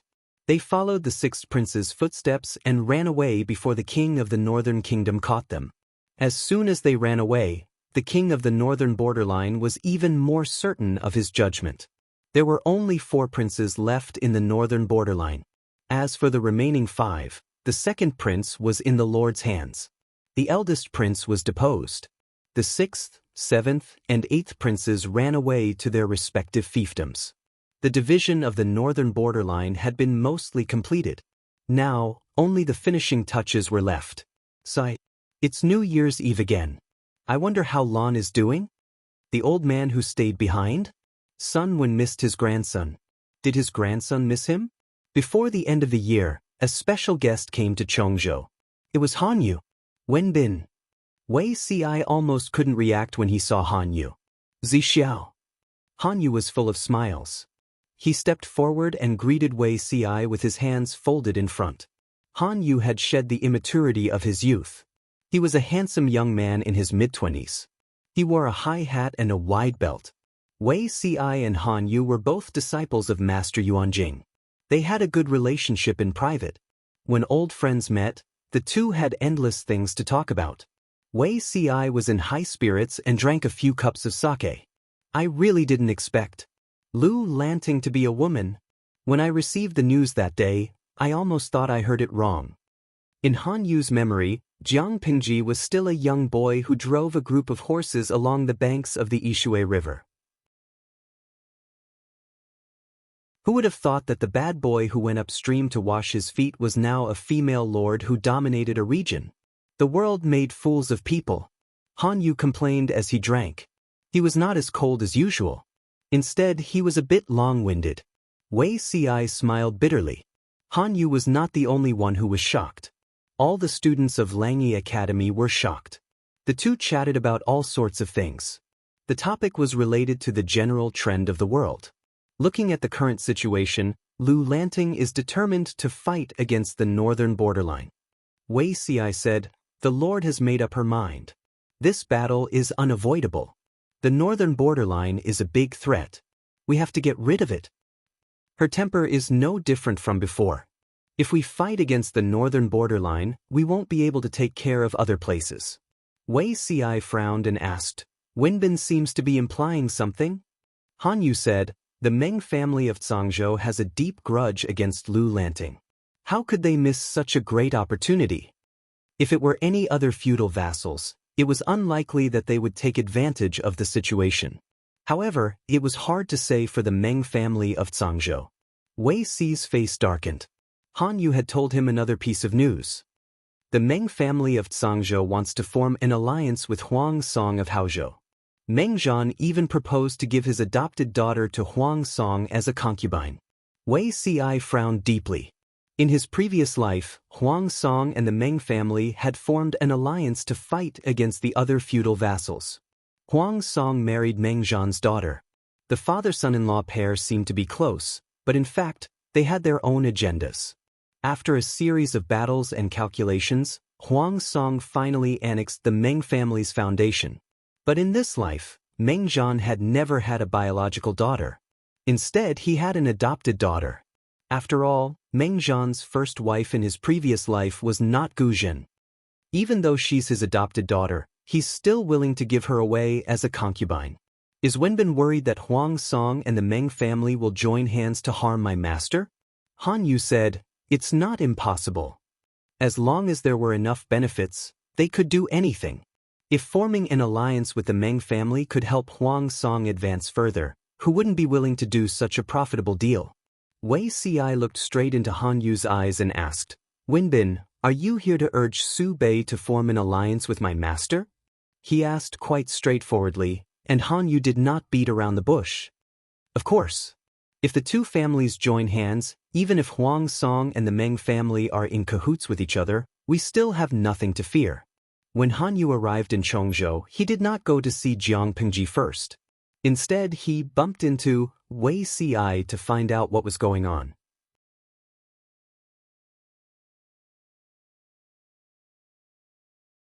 Chapter 959. Huang Bogeo, I'll say it here today. If you let that Meng woman enter the mansion or even touch a finger of hers, then the fate between us as husband and wife will end. From now on, the bridge is the bridge, the road is the road, you and I have nothing to do with each other. Lady Qi pulled out the dagger at her waist and stabbed it into the table. Huang Song was so frightened that he knelt on the ground and didn't dare to move. The more he acted like this, the more sad and uncomfortable Lady Qi was, and tears welled up in her eyes. Madam, if you have something to say, let's talk it out. Don't draw your knife so easily." Huang Song felt a headache coming on. Looking at the shiny blade, he didn't dare to provoke Lady Qi. If you have something to say, then of course we should talk it out. But now, I have nothing to say to you. Lady Qi looked at Huang Song with slightly red eyes. Back then, because she liked him, she didn't mind his background and insisted on marrying him. Now that Huang Song was the prefecture overseer of Haozhou, he was much more powerful than her family. Even so, Lady Qi still had her own pride and persistence. The person she loved was Huang Song, who completely belonged to her. This Huang Song was her husband and the father of her child. If this person had a new lover and took another woman as a concubine, she would rather bear the pain and abandon him than share him with others. Madam, you can't just let this matter go. What do you think, all men in the world are like that? I'm the same, Madame Qi frowned and said angrily, what are you? You are also an ordinary man. Do you want to have a group of concubines? Huang Song was most afraid of this madam. He loved her and feared her at the same time. Seeing that she was angry, he quickly knelt behind her and massaged her shoulders and back. Madam, I didn't say that I must have a second woman, but it doesn't matter if I have one in name. Otherwise, the reputation of being a henpecked husband will spread. How bad it will be. I promise not to hurt that woman. Madam, do you still not believe me? Huang Song was speaking from the bottom of his heart. Before the Mengs proposed to send his adopted daughter, he had never thought of taking a concubine. He didn't even dare to look at the beauties that his subordinates offered him. The reason why he came up with the idea of taking a concubine was that it was profitable to cooperate with the Mengs. Wasn't it just an extra set of bowls and chopsticks and a courtyard for a woman to live in? How big of a deal was that? If he could take this opportunity to form an alliance with the Meng family, Huang Songshao had been longing for the Meng's horse farm in Sangzhou for a long time. He had never imagined that his wife would be so angry that she would even bring up the matter of separation. Huang Song was so frightened that his legs went soft. Ha, I believe you. Huang Song's face lit up. Lady Qi sneered and added, but I don't believe you. Huang Song was dumbfounded. Madam, what do you mean? Madame Qi continued to sneer. If you want to take in a concubine, then can I raise a gigolo? Huang Song said, Madam, how can this be the same? Madame Qi said angrily. She held the dagger to Huang Song's nose and roared, how can it be different? Do you think I, Qi Chaolon, can't do what you, Uncle Huang, did? Lu Shi was able to become a marquis as a woman, and I have 3,000 elites under my command. Can't I do the same and start from scratch? When I become a marquis, why can't I have 3 husbands and 4 maids and keep a house full of gigolos? Huang Bogeo, I have the support of my maternal brothers, and I have a famous master. I have learned the art of war from my father since I was a child. If it weren't for the limitation of being a woman, I would have joined the army by now. Do you really think that I am a woman guarding my own backyard? Do you think I can do it or not? Madame Qi's aura instantly soared to 8 meters. Huang Song sat obediently on his knees. Madam, I really didn't mean to touch that woman. I just wanted to take this opportunity to test the Meng family. They hold the lifeline of the horse farm. It's really for official business, and there's no love between a man and a woman. Huang Song hoped to persuade her with reason and emotion, but Madame Qi was very emotional and clear-headed, so she was not moved at all. She said mockingly, hearing you say that, you sound very aggrieved? Huang Song said, I dare not. I'm not aggrieved. My husband is a man of indomitable spirit, not a cocky rabbit. Huang Song's face was livid, as if he was constipated. He smiled bitterly and said, Madam, why do you say that? For the sake of the Meng family's interests, you have to, reluctantly, marry a woman from the Meng family. Isn't this a shady business of selling yourself? Huang Song was about to refute, but when he saw his wife's fierce expression, he didn't dare to say anything. Besides, the Meng family is a sly old fox. If you hang out with him, it's still unknown who will swallow who. Huang Song said timidly, Madam, even if you don't believe me, you should believe in my group of advisors. How can they be easy to deal with? Madame Qi snorted coldly, her expression cold. In short, as long as I am alive, no second woman is allowed to live in my room or sleep in your bed. If you dare to have one, I will abdicate and wait for your letter to release my wife. I will wait for your, may Madam live for 1,000 years and get married again. When a man and a woman separated peacefully, the man would write a letter to release his wife to the woman, and at the end he would write, May Madam live for 1,000 years and get married again, to show his blessing. After that, Madame Qi swaggered away, leaving Huang Song with a headache. Alas, Lanting has really made me suffer. Huang Song touched his forehead. When he had just told his wife that he wanted to take a concubine, Madame Qi had directly used violence and beaten him so badly that he couldn't fight back. The daughter of a tiger from a family of generals was really terrifying. With this kind of combat power, even 3 to 5 big men might not be able to control her. It's all your fault. Although Madame Qi and he were of the same mind, he couldn't stop her from being infatuated with Lu Shi. A role model for women. A woman had become a mighty and all-powerful vassal in the north. She had seduced his wife to pick up the knives, spears, swords, and halberds that had been abandoned for several years and used them vigorously. After all, Madame Qi didn't play with these things after she got married. For the sake of her idol, she picked up martial arts and made great progress after some hard training. It wasn't that Huang Song didn't want to fight back against the domestic violence just now, but that he had no room to fight back at all. Lanting, you really made me suffer. Huang Song took the bronze mirror and looked at himself. The bruises on his face were obvious, and there was a big bump on his forehead. How could he face others? Looking at the rouge and makeup on the dressing table, Huang Song recalled the process of his wife putting on makeup and tried to use it to cover up the traces of domestic violence. A quarter of an hour passed. Looking at the ghost in the mirror, Huang Song almost vomited from disgust. After carelessly wiping off the rouge, Huang Song left home with a wretched look on his face. He was going to find a few strategists to have a good discussion. As soon as he went out, he bumped into Qing Jing and Feng Ju, who had come to visit hand in hand. Huang Song was speechless. He was the Lord. He still needed to save face. Qing Jing and Feng Ju were speechless. They had come at the wrong time. The Lord and the other two looked at each other, and the atmosphere was awkward for a moment. Feng Ju asked, "Lord, have you convinced the First Madam?" You're tuning in to the Wang Lin's Journey YouTube channel. Don't forget to subscribe and join us on this journey to catch the most captivating stories.